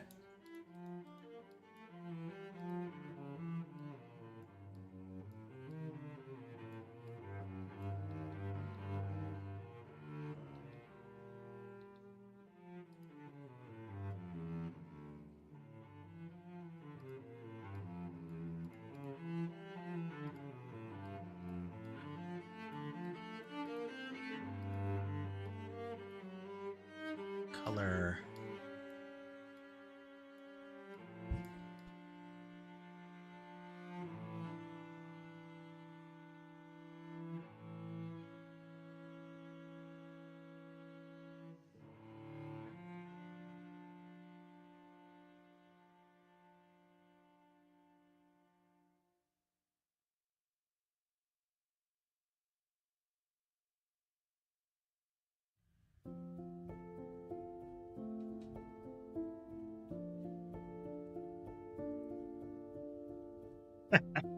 Yeah, I set out the blankets on the bed because a lot of them like to snooze there. Every now and then we get the whole cavalcade laying there, except for one. Switch over, see if camera 1 behaves in a timely fashion. Ember really isn't big about snoozing on the bed during stream time. Generally, she's here.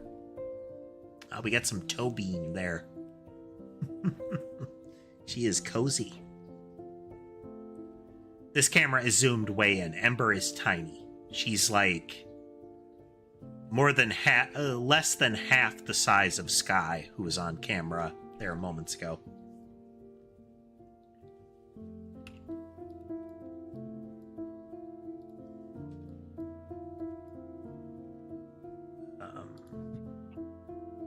Mask.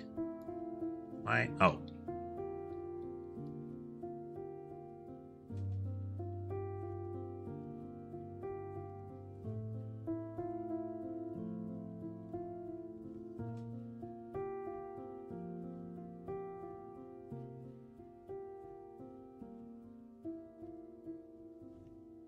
So we could spread this top and bottom a little bit. Move all these down a little bit so we get some space.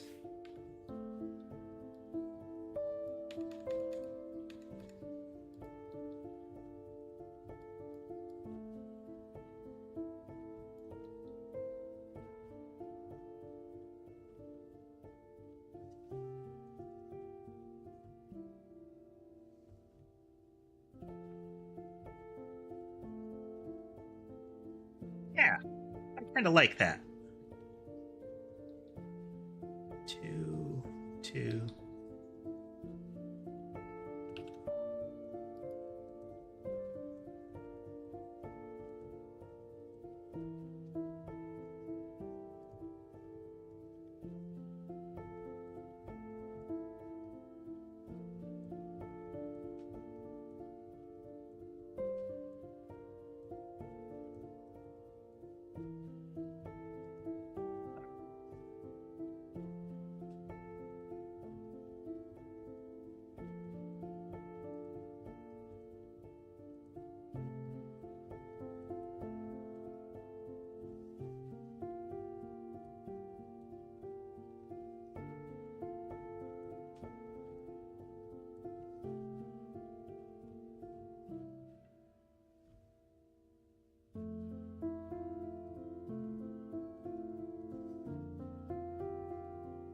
We'll just manually draw them.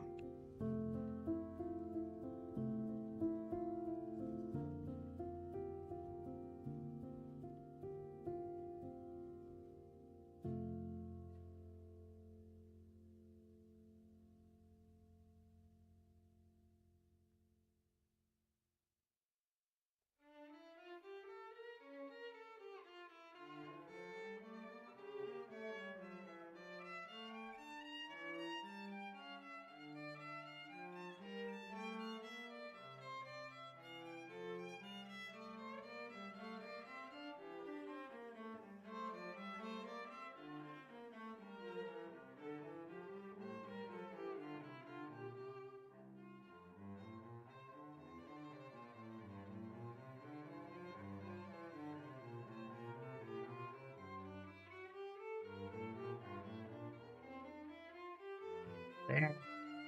Yeah. Good. This is what we're working on, folks. Loading, loading, loading.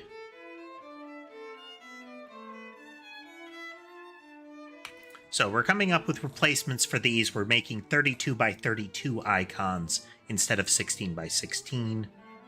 These icons are for our behavioral changes here. We're just gonna go to town. My most behaved cat. Kind of a tie between Sammy and Ember.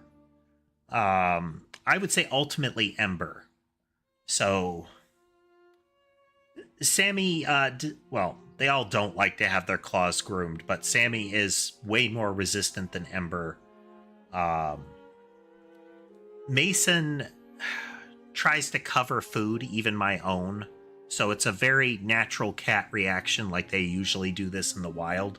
But he tries to bury stuff, which means he'll drag like blankets and whatnot over top of a plate, even if I'm not done eating off of it.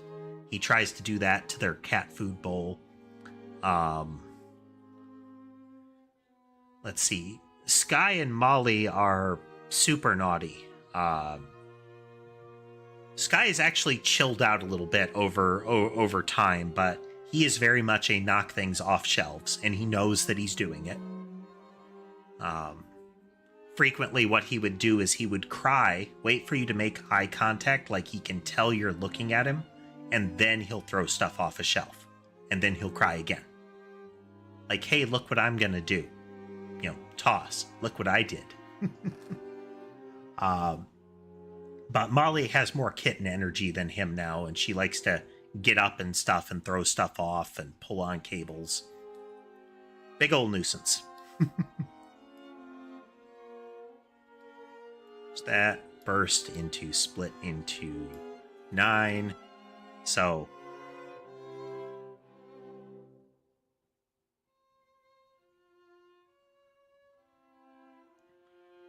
this is what I've this is not quite a calamity case, but this is a the player wins kind of case, is that you have so many projectiles on the screen.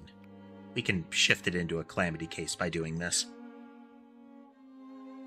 Let's see. Every second we emit 81 projectiles 3 times. And each of those projectiles can bounce, I think, 4 times. 4 to 6 times, can pierce one target, and if they get through all of that, they explode. If we really want to make it go bonkers, we do this. This is actual calamity case.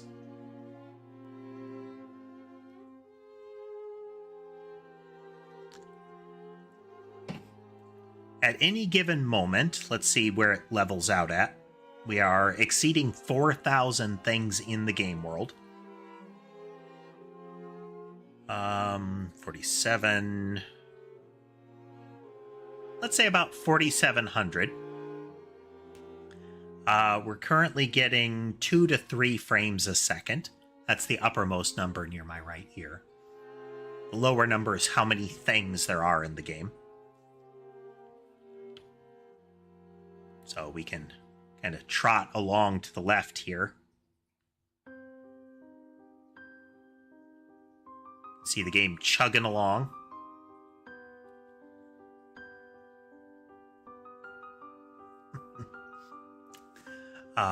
Part of the reason that this is not considered a bug for us is that we are deriving a lot of this from the spirit of the way we used to play Noida on stream. I built a mod that encouraged people to play along in the community. Like, the audience could participate by calling things out. And a big part of it was to try to make the biggest, laggiest explosion. We tried for the biggest damage numbers. So I think our best was something like it took upwards of 5 minutes per game frame, and ultimately the damage that it did when it finally ticked over was over a quintillion. So we want to preserve that spirit, the idea of you get so out of control that you can't help but win. But we want it to also feel like it's an accomplishment when you do. So here, right now, it's going completely out of control. This is if the things stop moving. So there's a lot of processing that happens every physics frame when we move along. But if I take one of these spread 3s and I replace it with a gate, and what a gate is it says you have to wait before the rest of this comes into effect. Then we're going to see a circle form around the player, like a gap. So right here. Now they're coming out in a little cluster of 3, but after 3 seconds, they start exploding again. But with just that change, we're back over 100 frames per second. This is still absolutely devastating. Like, the player wins in this circumstance. Let's replace a bounce with a track random enemy here. Welcome back, Dodds. So the projectiles are dragged towards an enemy right now. So what happens is they come out in a 3 spread in a burst of 3. So 1, 2, 3 triple spread. They are arcing out clockwise, which means they're going to come out in kind of upper right based on the way it's set up right now. After 3 seconds, they split into, each of those bullets splits into 9 more bullets and starts exploding. So if you reach this point, if you were to reach a point like this in the game, you win. There's nothing that you could really throw at this other than make the enemy's bullets spongy, and that's not the intent.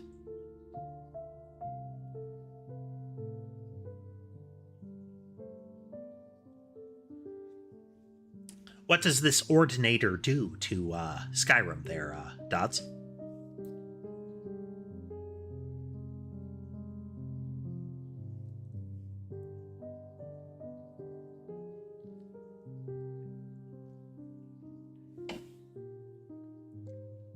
But yeah. So, we're improving icons for shape language.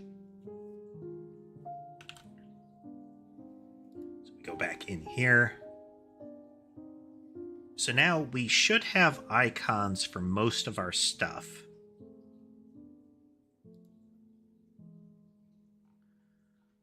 We are going to hide the backing. Actually, no, we're going to combine these into frame.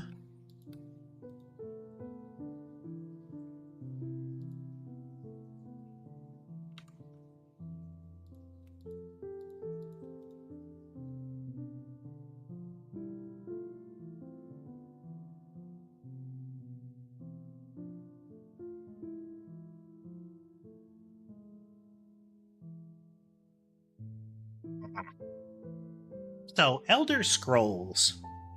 The first one I ever played was Daggerfall. And the thing that I actually liked about Daggerfall was spellcrafting.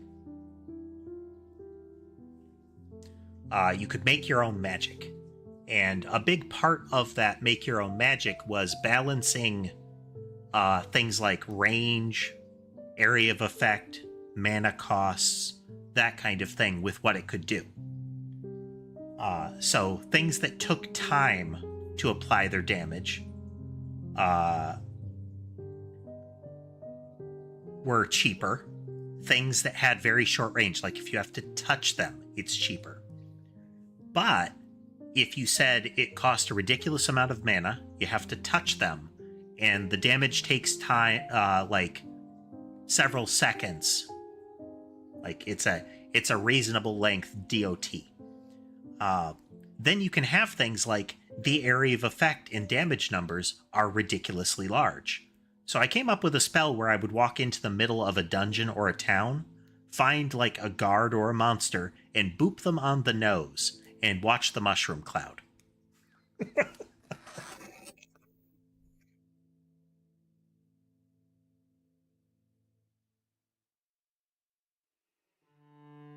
Is the reason, like, if I play a mech warrior game or similar with lore, I am all about the particle cannons. Even if I have to, strip everything else off the mech, stuff it with heat sinks, and submerge it in frozen water, icy water, so that I can fire more than once every so often, I'll do it. Because explosions. Okay, so if we hide the frame... So this is overcomplicated, but this is like the little circuit board look that I'm going to have as a decal of a blank space.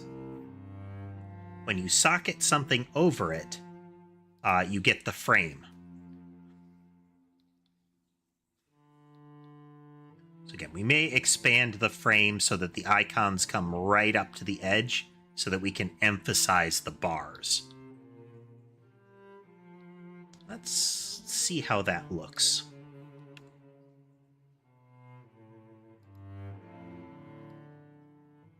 that, that, and that, that, that, left pink, right blue,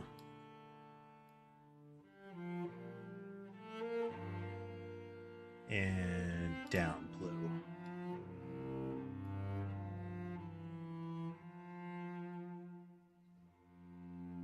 Yeah.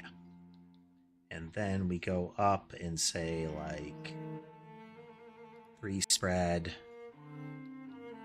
Yeah, okay.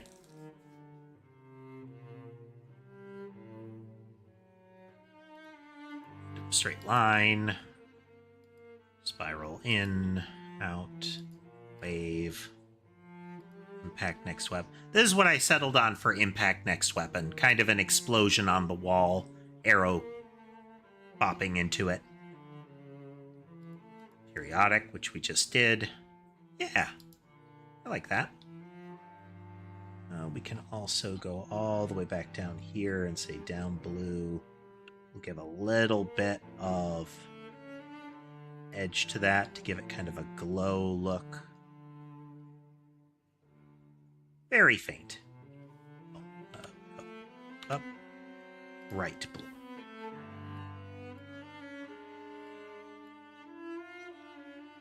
And left pink needs this. It's subtle. Yeah, let's give it a little bit more. Yeah, that'll do. We don't want it to be too emphasized.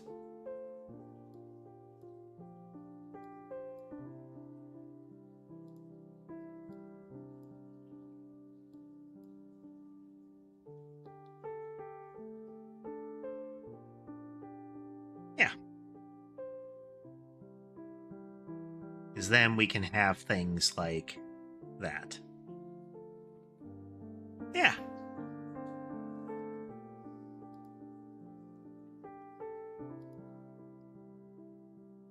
Okay, we do need a full frame backing, though. Something around the edge there where they will meet up.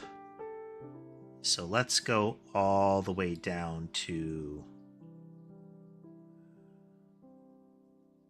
Let's hide frame. And let's put a boundary around here. Actually, get rid of you.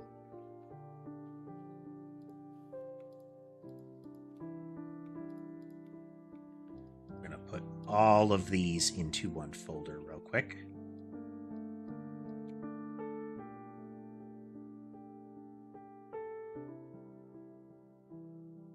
So that.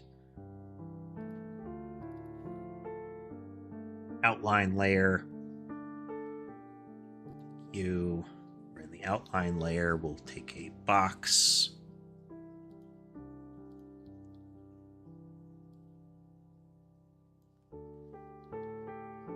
Just so. And now, when we put the frame on, we just have the black outline there.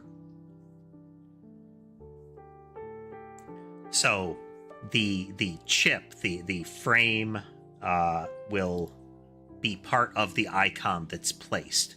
This is like an empty one. Yeah. Okay, file, export. It's not icon explosion.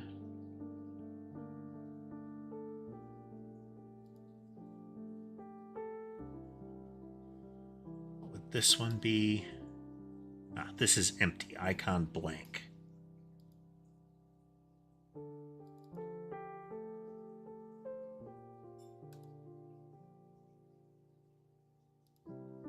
Okay.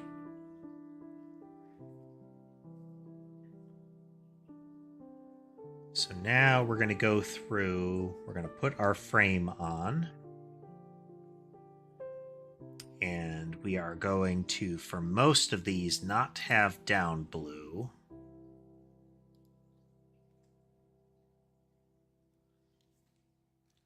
Thank you, Donald. A big part of today is also like talking with you folks about what it looks like as far as what you're seeing, because that's a big aspect of this, is trying to make it like legible.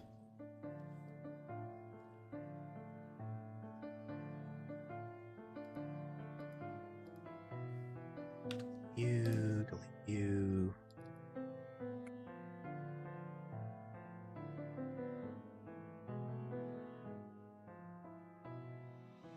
Okay, and this is a weapon, so it won't have left pink.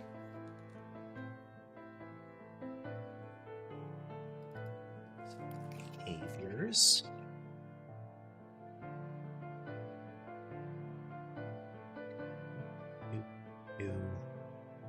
You. I'm gonna make a new group.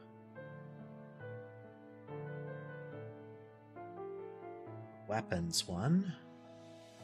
Lapse weapons for now, and we're going to move you here.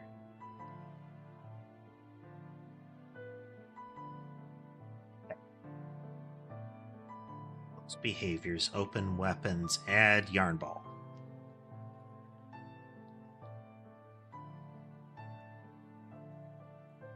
So the yarn ball is very small. I'm making it so that the icon matches the weapon as much as possible for the time being. I do need to add the little tail to the yarn ball, but we'll get there.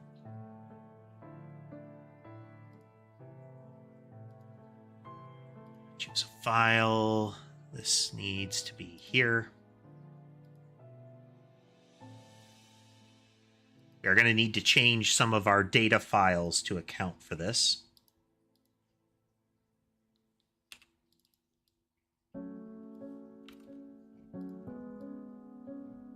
This weapon is quite literally red dot.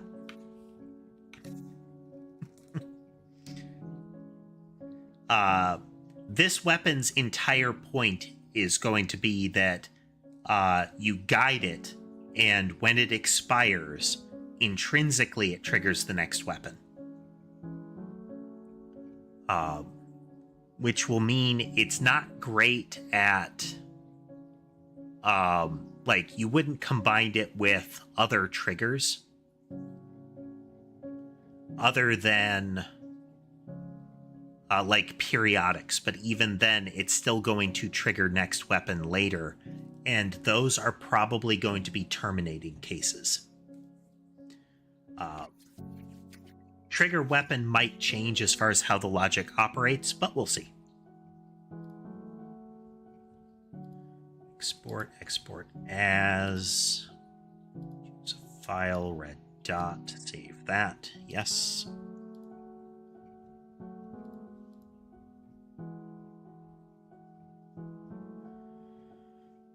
Explosion is eventually going to be changed into some sort of particle effect so that I can get something a little bit more robust. I'm going to be changing what exactly this is, because explosion entities are not persistent entities. They're a persistent visual, but their behaviors happen instantaneously. Most likely, explosion is going to be wrapped up into another modifier. So we may change things like the impact trigger into impact explosion kind of thing. Like, there might be a specific one for that.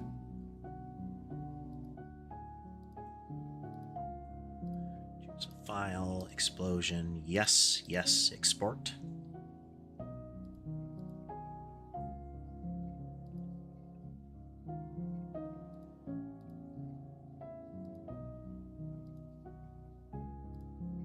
Mouse.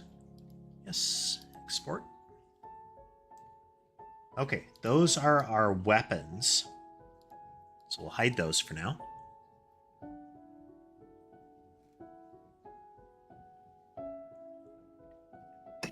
we're definitely going to have to add things like status condition and environmental effect ones. Like this creates a field on the ground or a cloud or something like that that is some sort of lingering effect. Yeah, lingering abilities. Being very drooly, Sky. Yeah.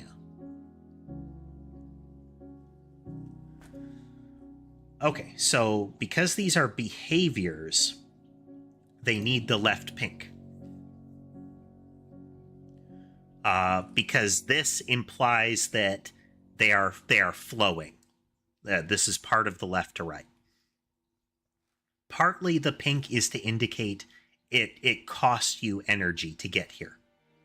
A weapon does not cost energy in its native state. But every time you modify it, it's going to, tax the system more. The light blue being how to phrase this without being too spoilery, but also indicating, well, if you watch the old Noida streams, shameless plug, watch the old Noida streams, there is a substance that indicates what that coloration means. And in general, the paler blue it is, the safer it is. And the more pink it is, indicates how much it is heating up. And the more purple it is, the worse it is.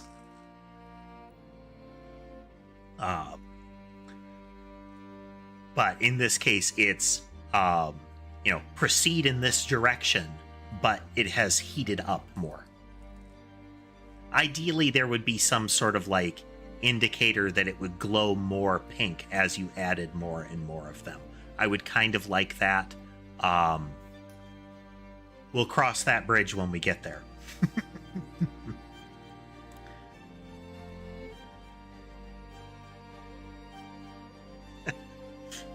we are very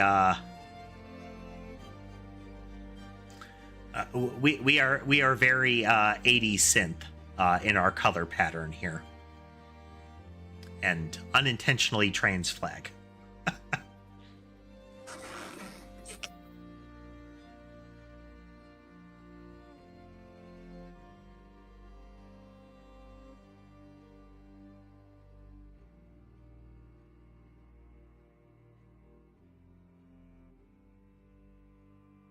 Okay, so for our 3 spread, we'll get that in there.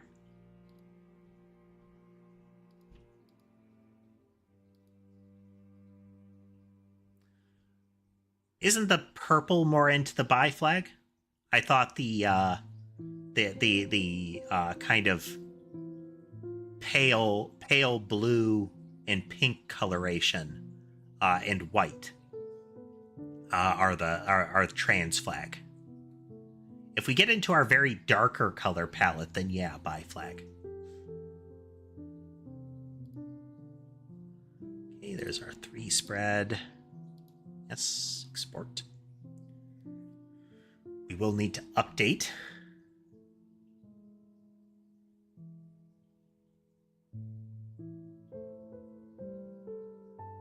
That term is unfamiliar to me.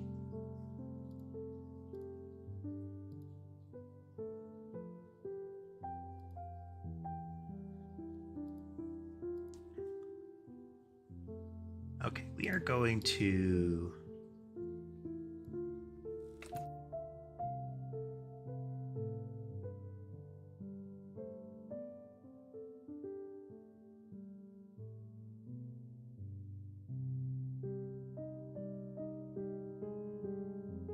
Oh, okay, yeah.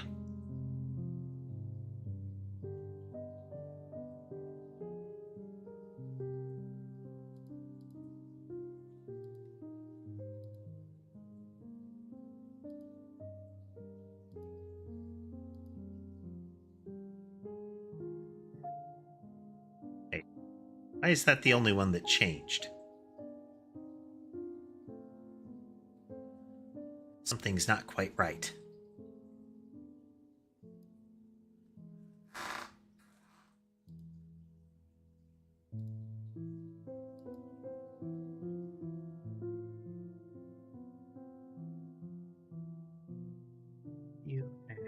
Those extra large icons. Okay, no, they're changing.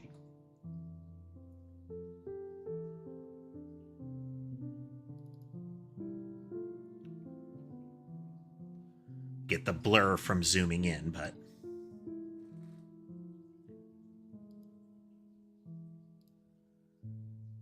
okay. Okay, we got our spiral out. Let's change that file, export.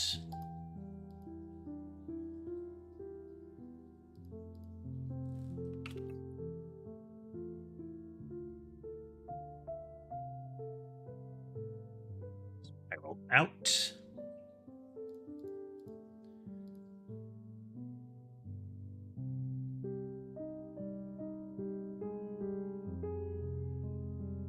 Spiral in.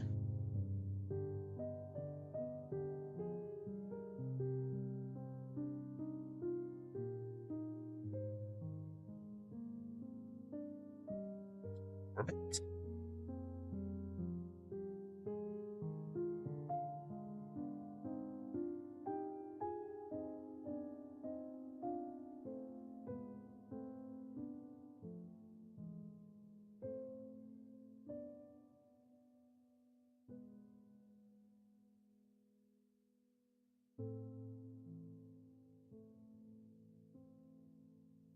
Exporting the files is we are.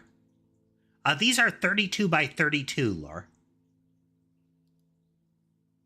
Still itty bitty, but we have doubled our dimensions.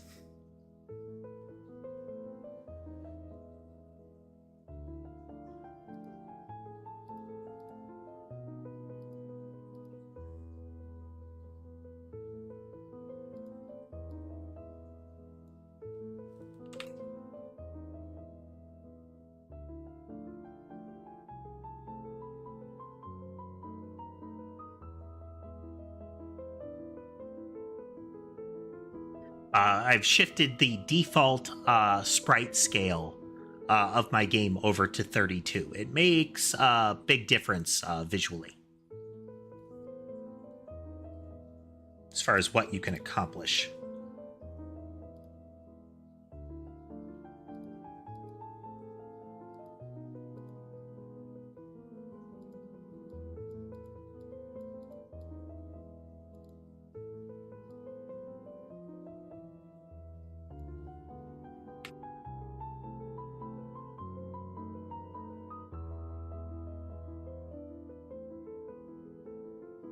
I would actually kind of lean in the direction of this is a reasonable minimum if you want to be able to easily convey more information.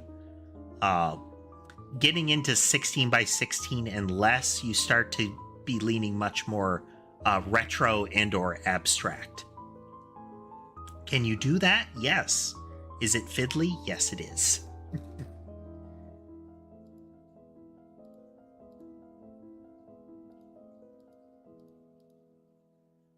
Let's pierce. Yes. Yes. Yes.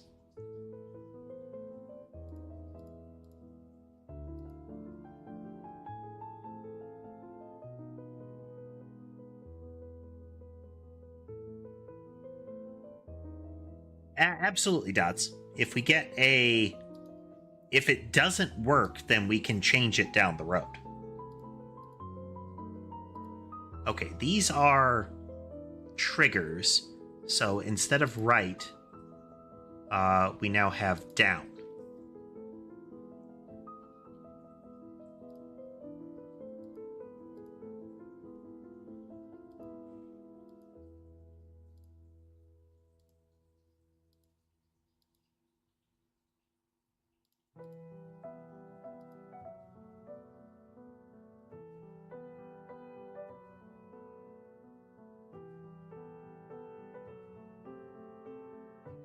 Yes.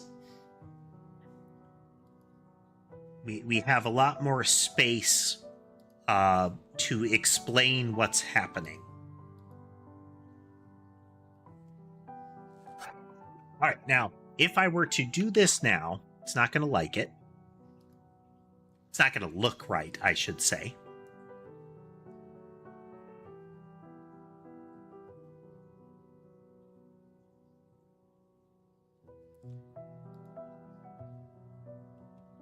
Oh, wow. No, it looks fine. What the hell?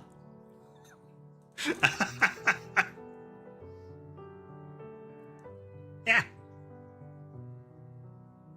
Okay. It's because what all of this is, that this visual element is a canvas item. It's a canvas layer in Godot. A canvas layer is drawn on the screen, essentially. So the blobs and whatnot, the projectiles, all of that is happening in world space, in kind of the game space. But as far as rendering is concerned, when I create a canvas layer, that usually happens relative to the screen. So what I've told it is, I'm within the space that I have given you, render this sprite. So it's putting these 32 by 32 sprites. I would still like it to properly fit to the screen, but this works fine. I will need to add a background to the blank. So we drag you up here. We'll do some spreads. Oh, that's right. We don't have burst 3 wired into the 3 burst. Do that. And we will impact explode.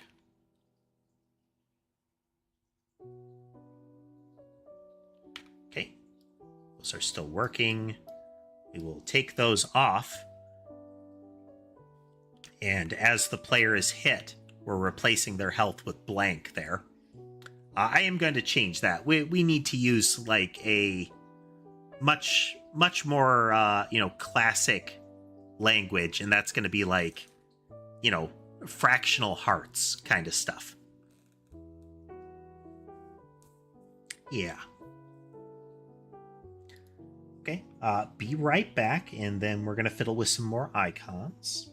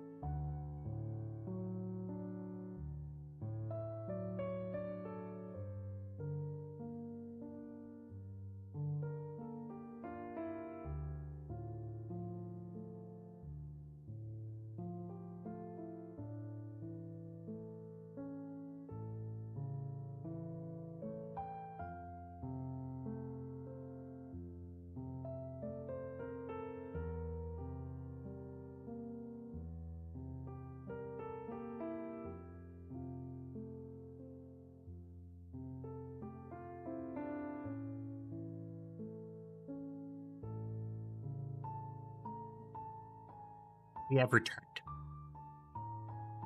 I see Dodds had to or has to step away, so whether you're still here or not, thanks for swinging through, Dodds. Okie doke. We have many of these in place. Let's get some heart icons in place.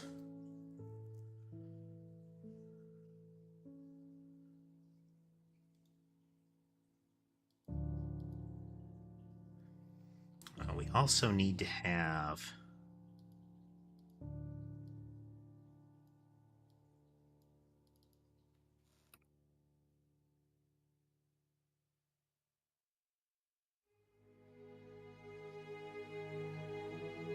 hide the frame, hide all behaviors. We need a backing on this.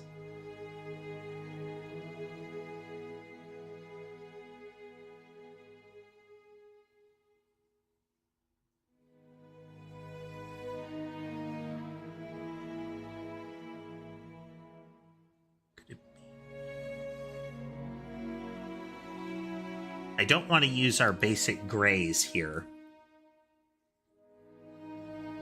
because that'll cause some of this to vanish.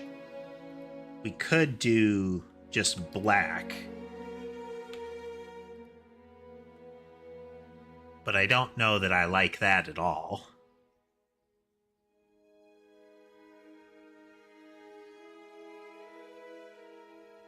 So we could do a darker gray.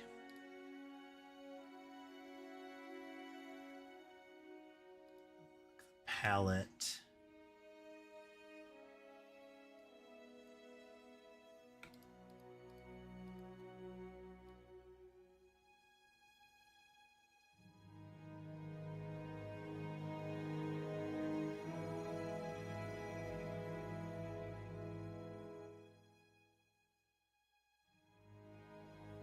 There. Edit you.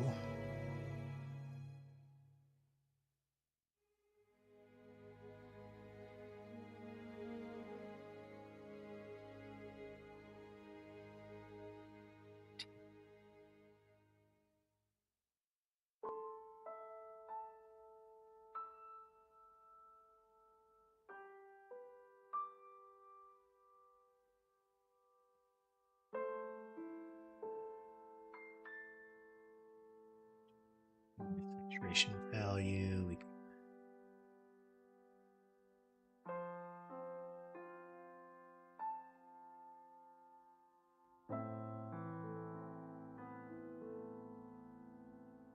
That.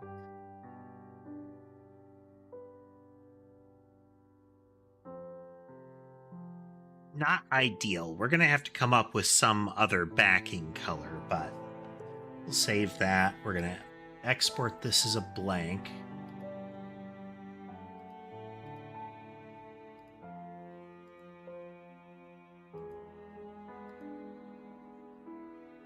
Okay, so that gives us a better icon blank. Hide the background here. We're going to hide our outline.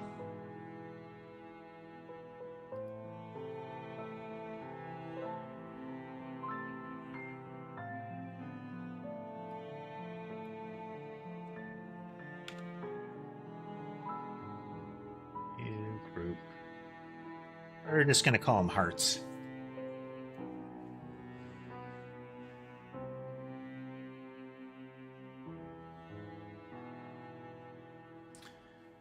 So let's go with, I think, some reasonably easy language for this.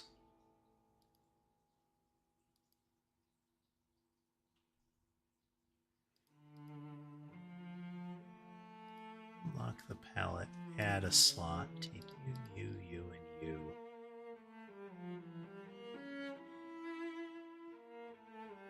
That. Take you, and we are going to zoop.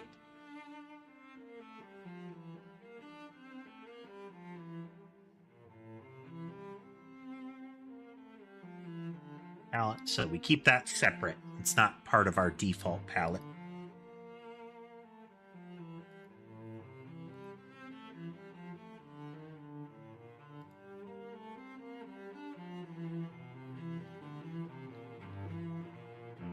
Let's put our outline on so we can see it.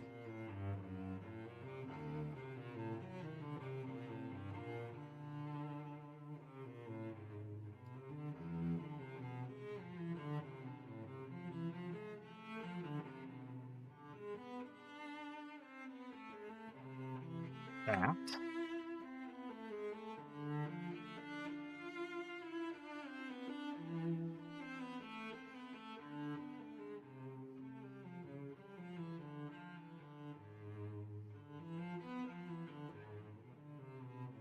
This is going to look very Pokeball initially.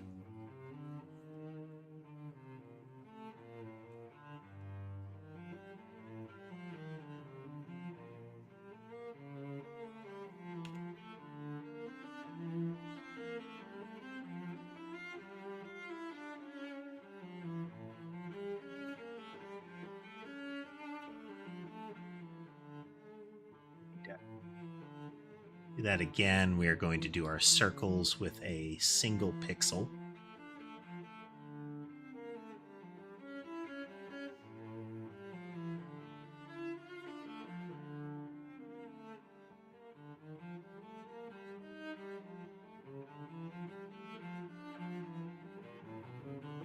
That.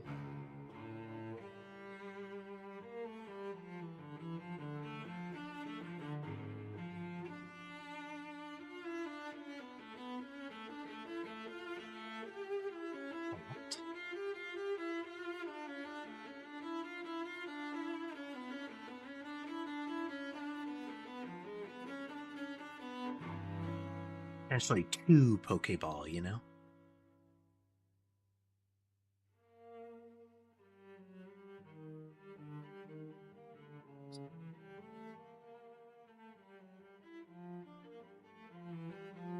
What is the matter?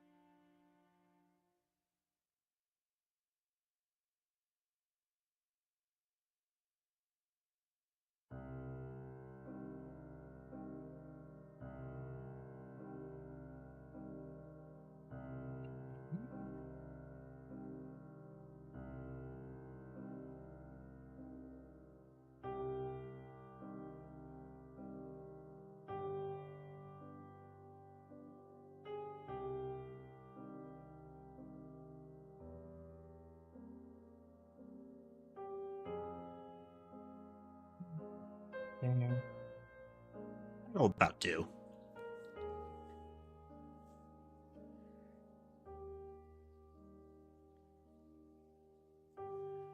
Now we're going to add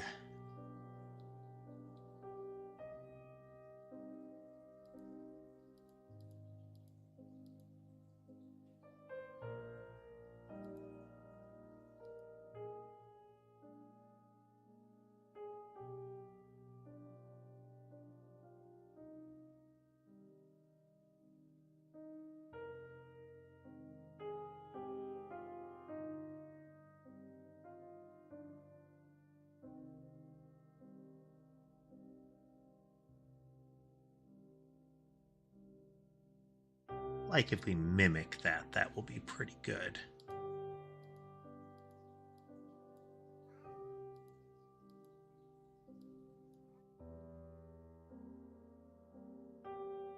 No. Don't you touch that. There's food in your dish, sir. Sky is a very chatty cat. If you talk to him, he'll talk back.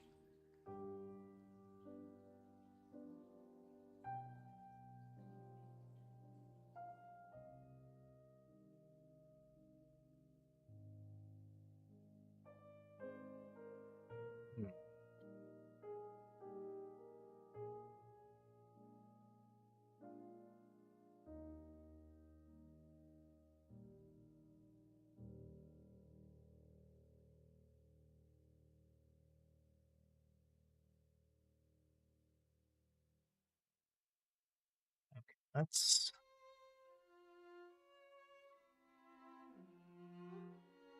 rethink that. So this needs to have a mechanical aspect to it. This is the old model core. This is the core before the heart that you can see here. This is a catbot core.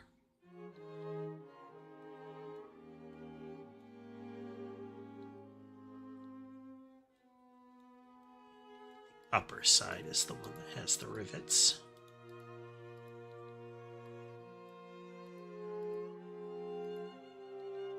Let's raise that up just a bit.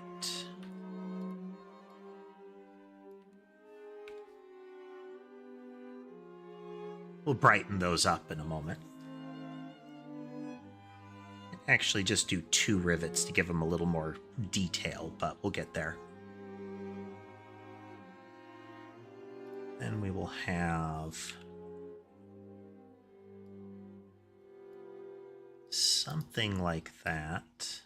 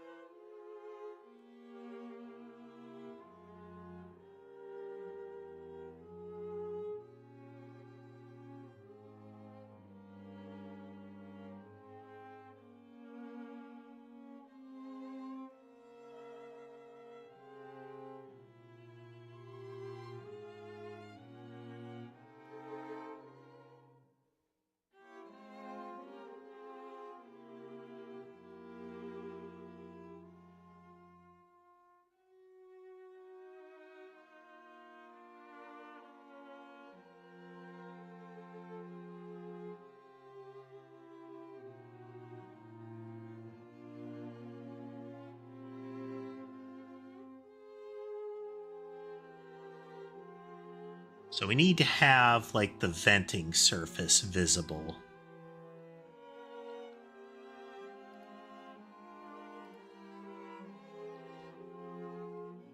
The part of the core that gets rid of the overheated stuff.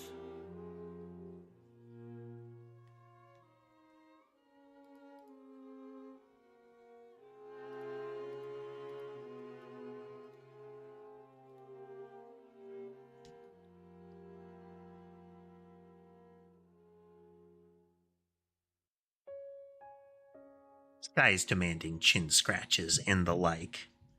So he is in full nuisance mode. Check a couple of things here. Yeah.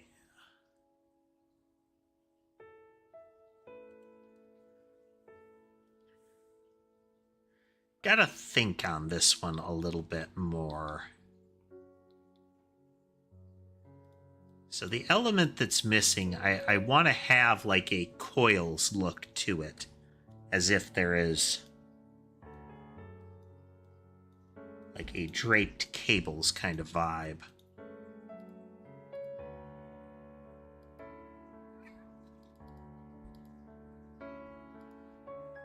So it would be lines, brush. So, you know, something like they come up and in. down and around.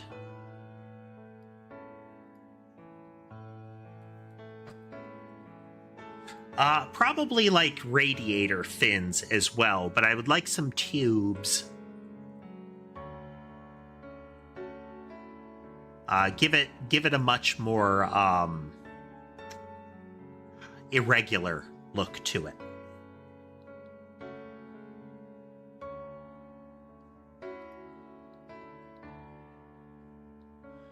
This is the core. This is the catbot, the kind of cruder version of the heart that I have. So the same kind of portal there in the center, but we still need like the pumps and whatnot. It's more of a ball.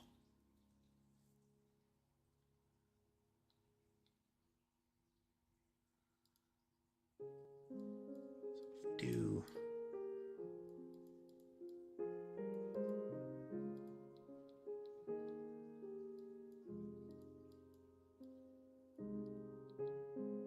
that, and then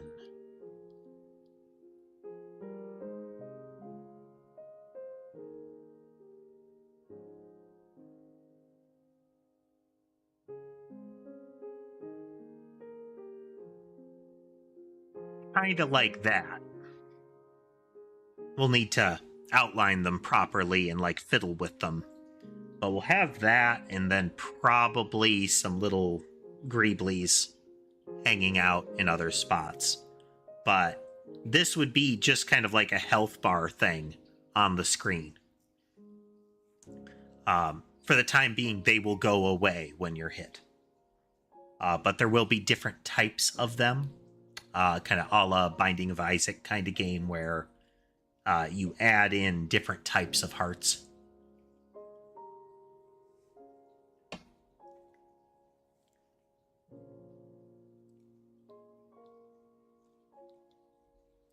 So we'll have to refine those tubes, but is kind of what we want.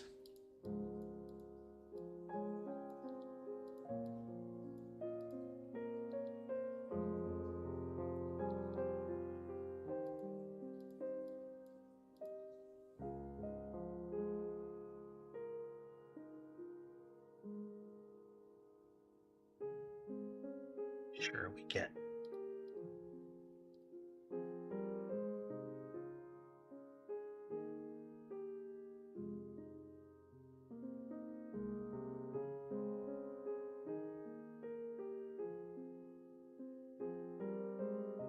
need to define if we're going to do, full coil around how we present the 3D aspect of it, the pseudo 3D.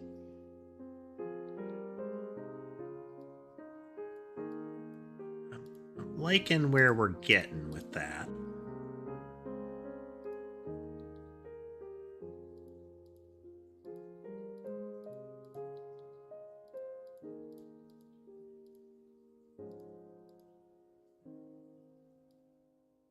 We'll have to have like fastening points to them so that you can see, where they're going and where they're coming from.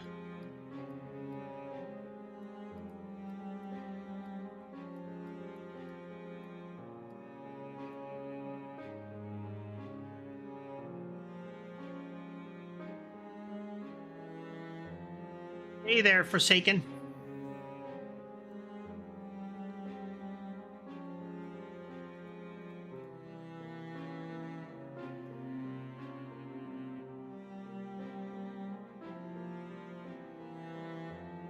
Working on some icons at the moment.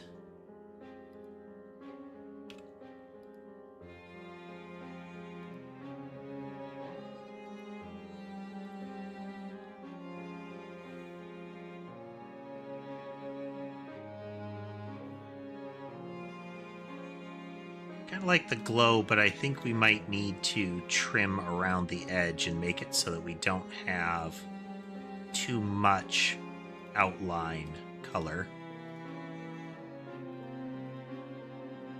We'll keep the emphasis on the interior color, though.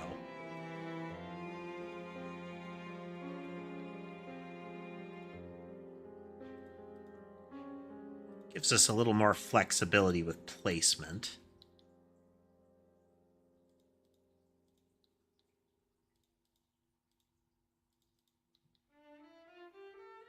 Also makes it easier to attach them there.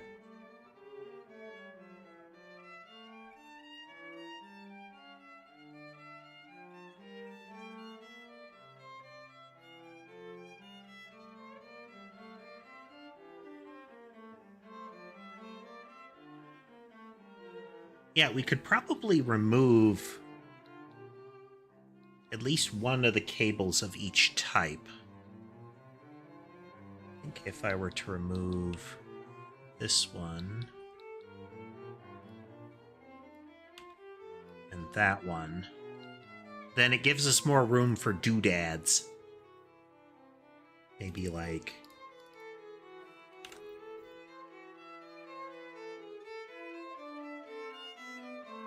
layer.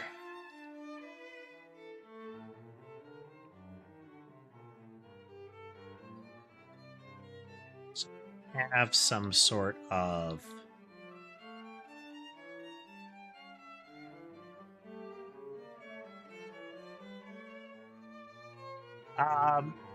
Greebly sometimes gets used for just the little random details that get added to stuff.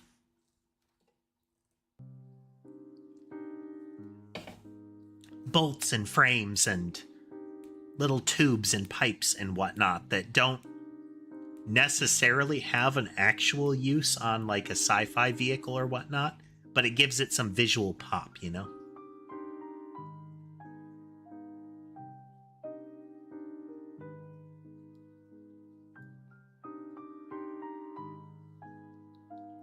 So we could have some sort of coil there.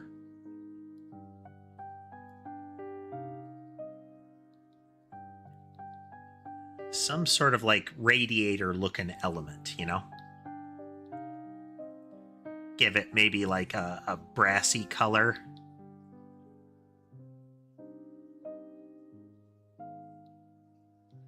It's a little asymmetric off of it. Now if we turn...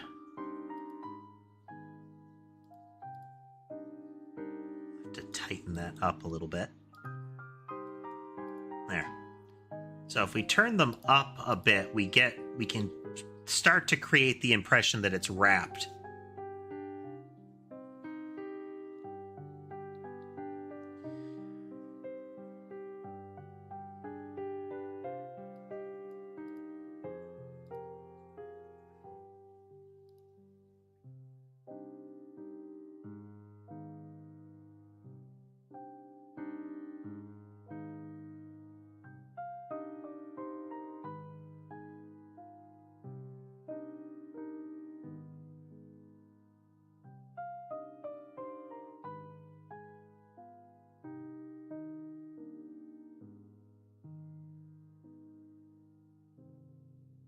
Right about there.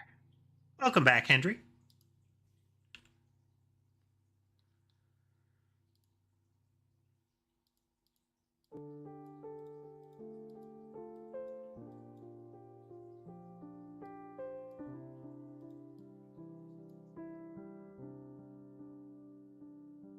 Kind of. We'll have to tweak that a little bit, but...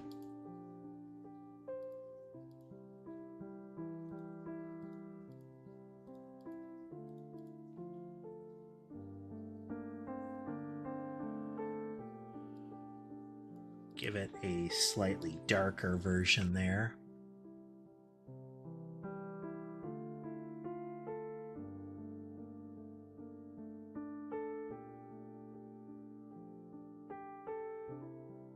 Not the best way to create a darker color.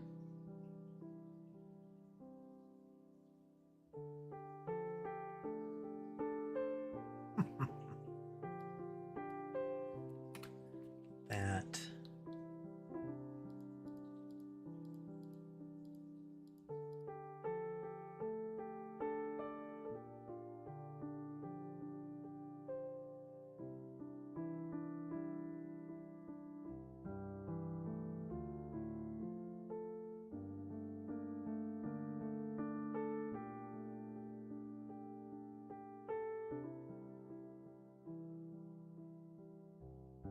quite what we're going for.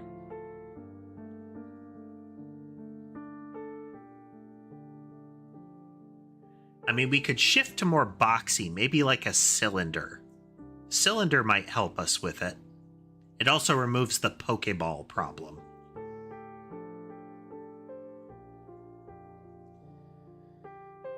I mean, we don't want to anger Nintendo. They've been extra litigious lately. But additionally, the circle is going to be a problem as far as shading and the like, whereas a cylinder, little easier.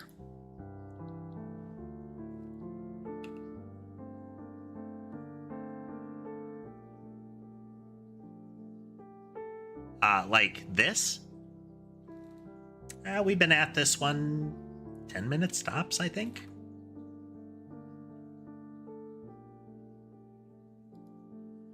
We haven't been doing this one long. Crop that. Yeah, let's just start over with this part.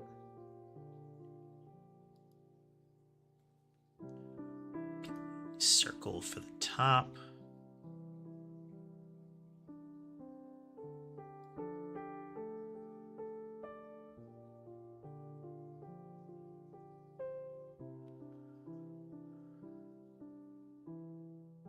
Hey, Existentia. And again, folks, I apologize if your handle is different than your actual like username. I can only see the username right now, the @ handle. Kitty cats are doing fine. They're doing fine.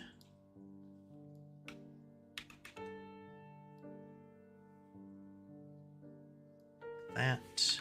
Mask this part. Line down.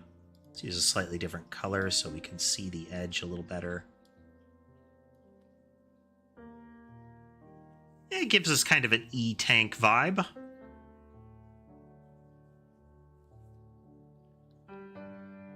If we then add another matching layer here, we could emphasize that. Don't know if we're gonna.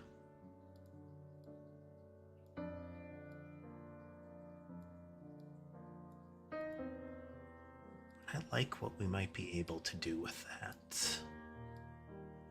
There's some symbol that we could invoke with that. Yeah.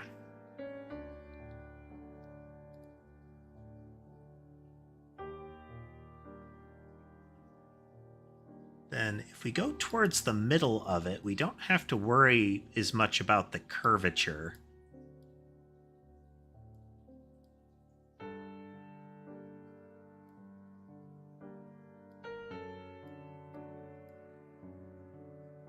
Markers like that, 1, 2.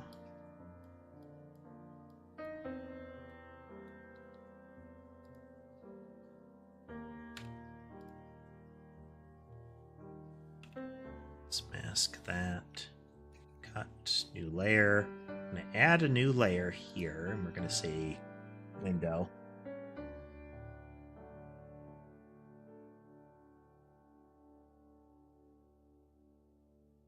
Add a little bit this kind of nonsense to imply that it is glass. You see the same thing in Minecraft.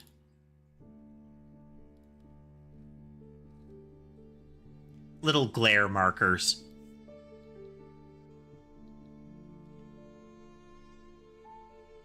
We'll see if we stick with that. But this lets us... Oh, wow. That's really close to fitting already. Oops. It's like tubes.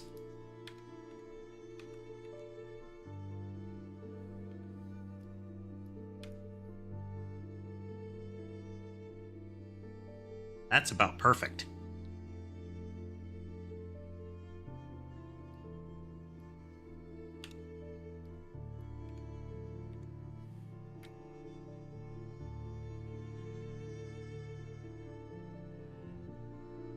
extend that out a little bit.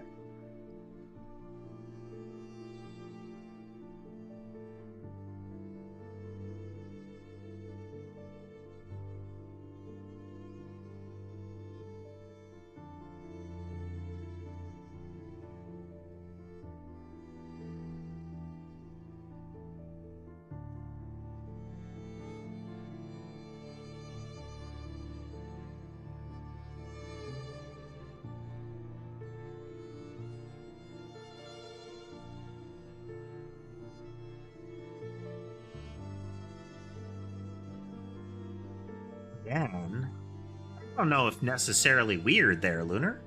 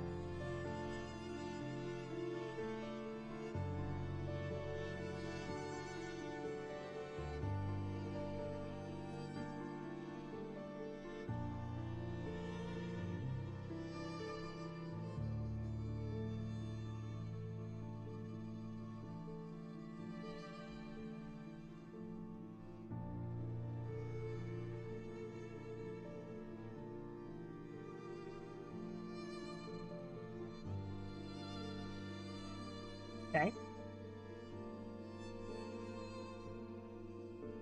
Again, this is going to be relatively small as far as how it actually looks on screen. But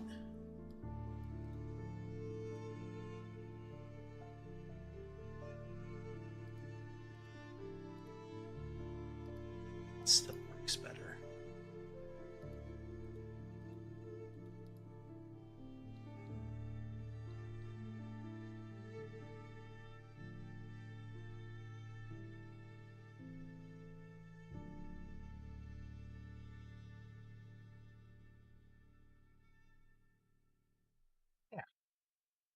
I think this is a good starting point.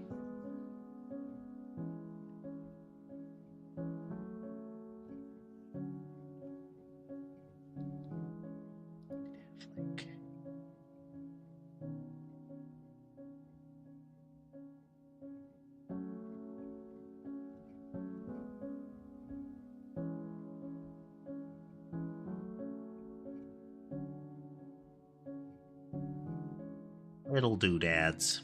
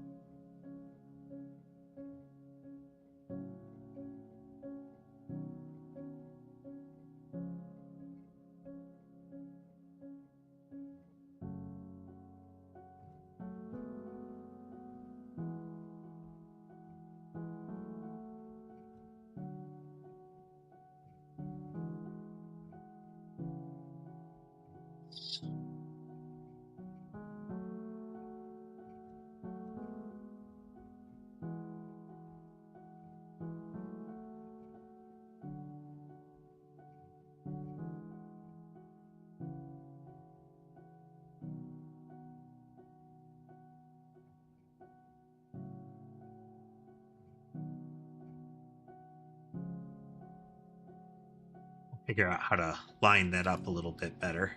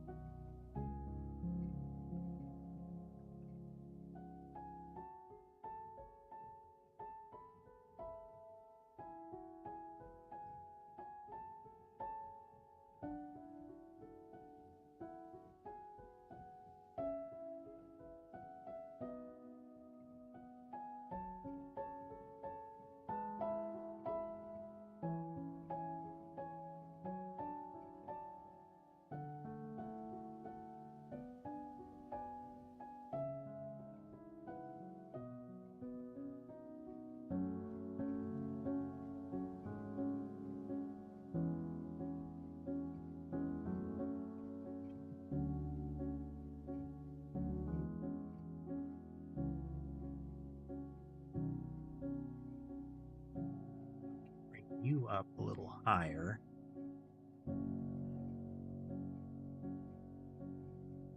We could run that right across the top, potentially.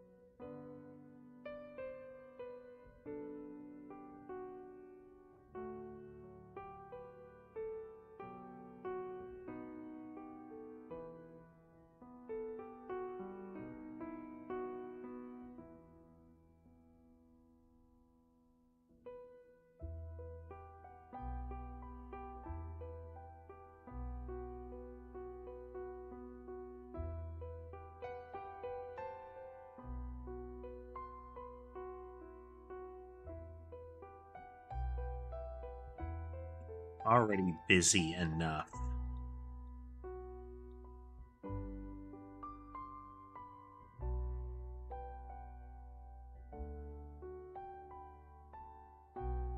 Go with that.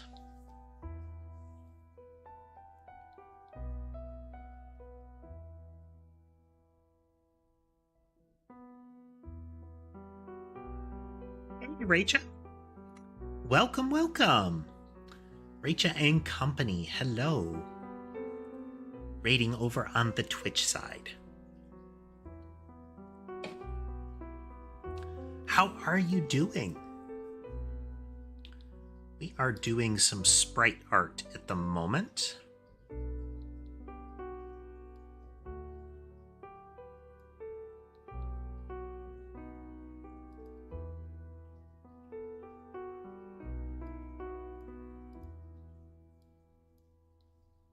How are we going to do that without outlines?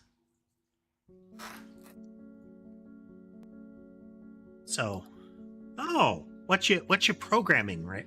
Is it Raicha or Raicha? There's that EI in there. This is what we're working on. We're getting our new sprites in place here. Might change that again, but we'll see.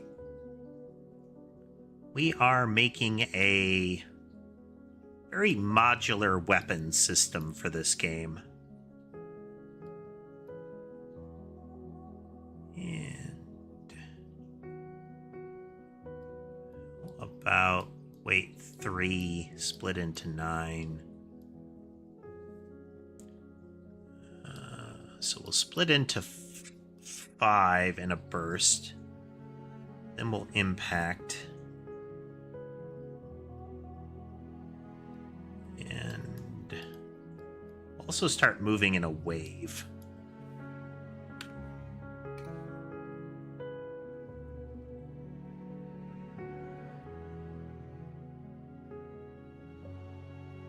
There we go.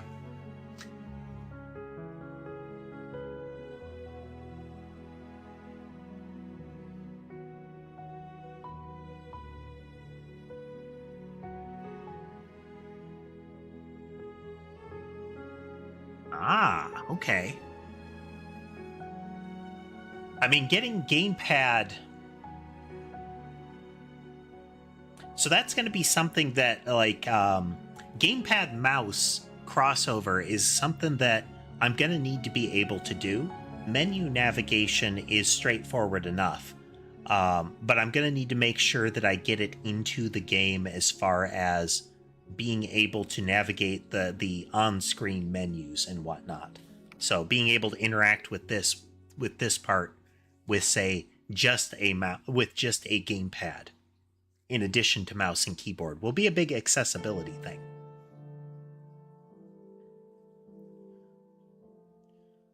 Because there are plenty of folks out there that can't, that aren't going to be able to use like mouse and keyboard input, whether that be by preference or by necessity. Yeah. liking the new icons. I do need to swap them in. We're adding the health thing. How do I want to do the cap on this?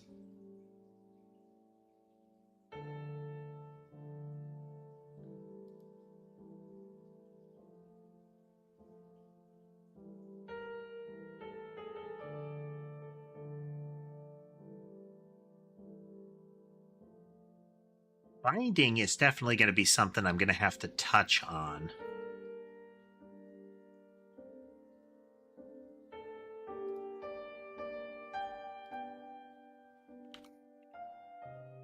Don't want to have hard outlines. I think I'm going to need to in order to preserve this shape. Unless I figure out a better way to convey that. But it'll do for now.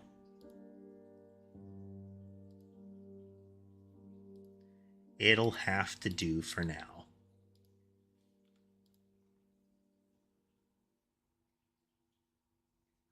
Yes, average Godot. We are writing a Godot project in C# here. Our primary coding language in this project is C#. We bump into Godot only when we're setting up raw scene objects in Similar. Most of the stuff we're doing is like we're generating the tree ourselves in the C# code. The images end up getting imported because that is the nature of Godot. But from a practical perspective, I'm trying to avoid touching the Godot side as much as possible. Not because it is bad, but because I'm getting some really good performance results out of just the C# side.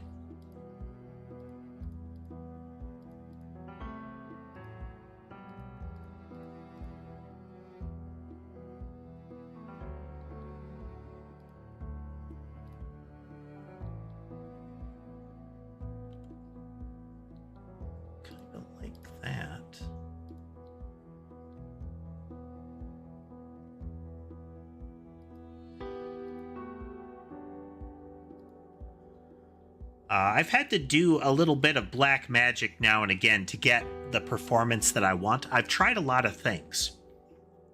Interestingly, I don't know if it ended up being like an unexpected result of the shift to Godot 4.4.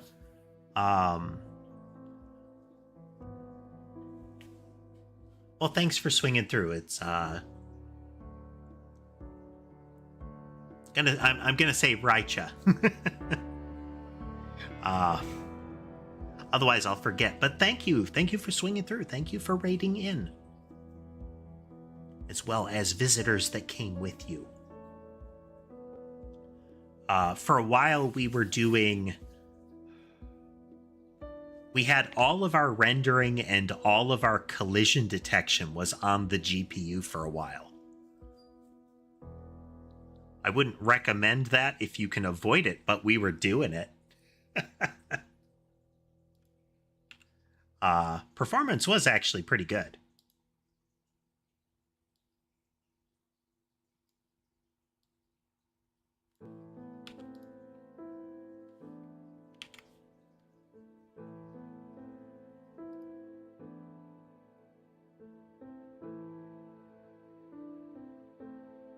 Not liking the class streak.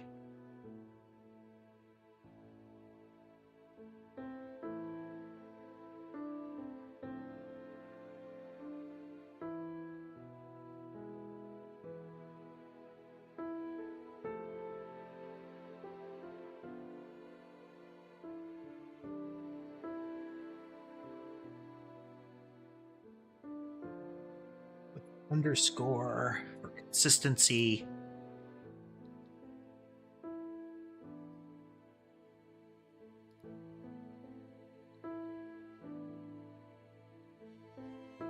We're going to break this up into pieces. Call these the caps. We're going to grab this from base.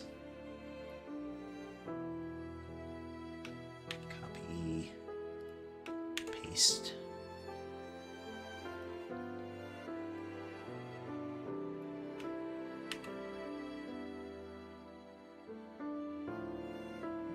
White base, and we're gonna delete out the liquid part.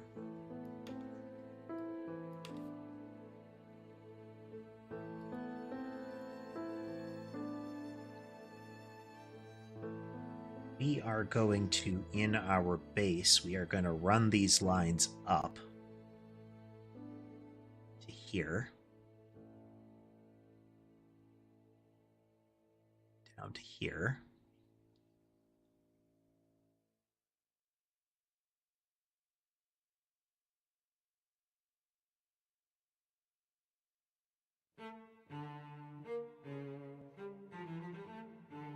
We are doing this so that we can have recolored versions of the interior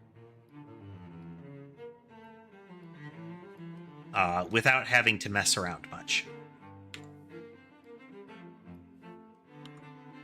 Mask.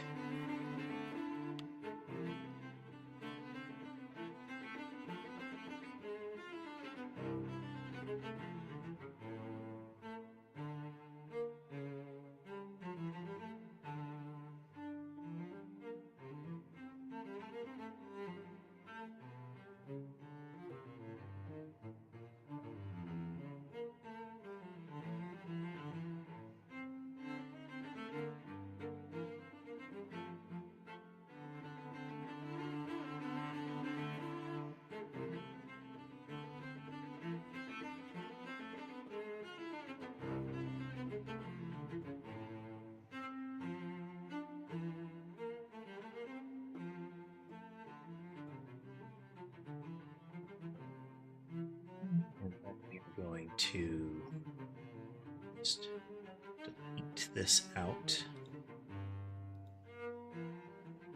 Oops.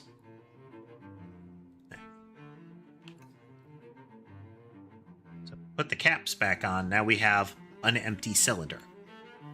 I think this is a good place to start.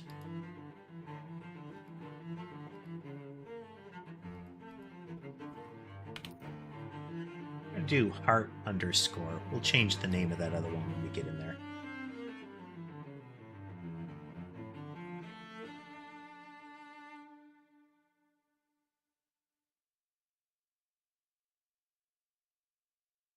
If I take empty and replace it with full, I can export that as heart full.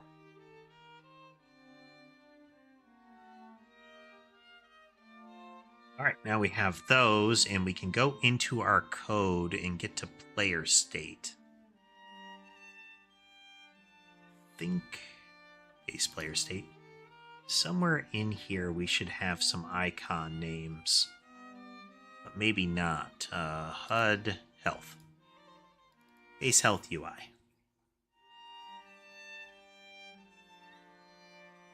Okay, I will need... This needs to get updated entirely.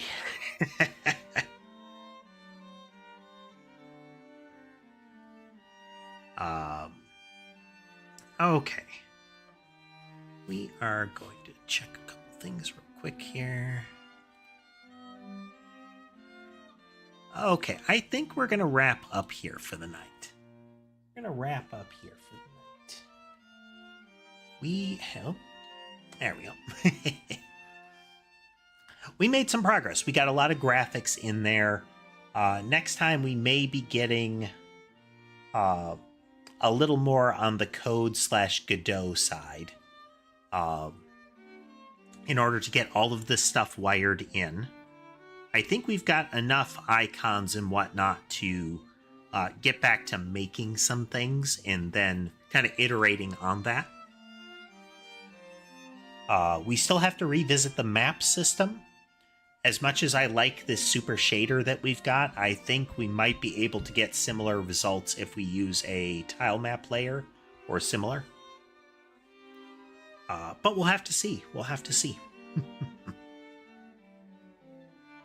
Oh, but I hope everybody had a good time watching with us tonight. Again, thanks to Raicha for joining us, for raiding in.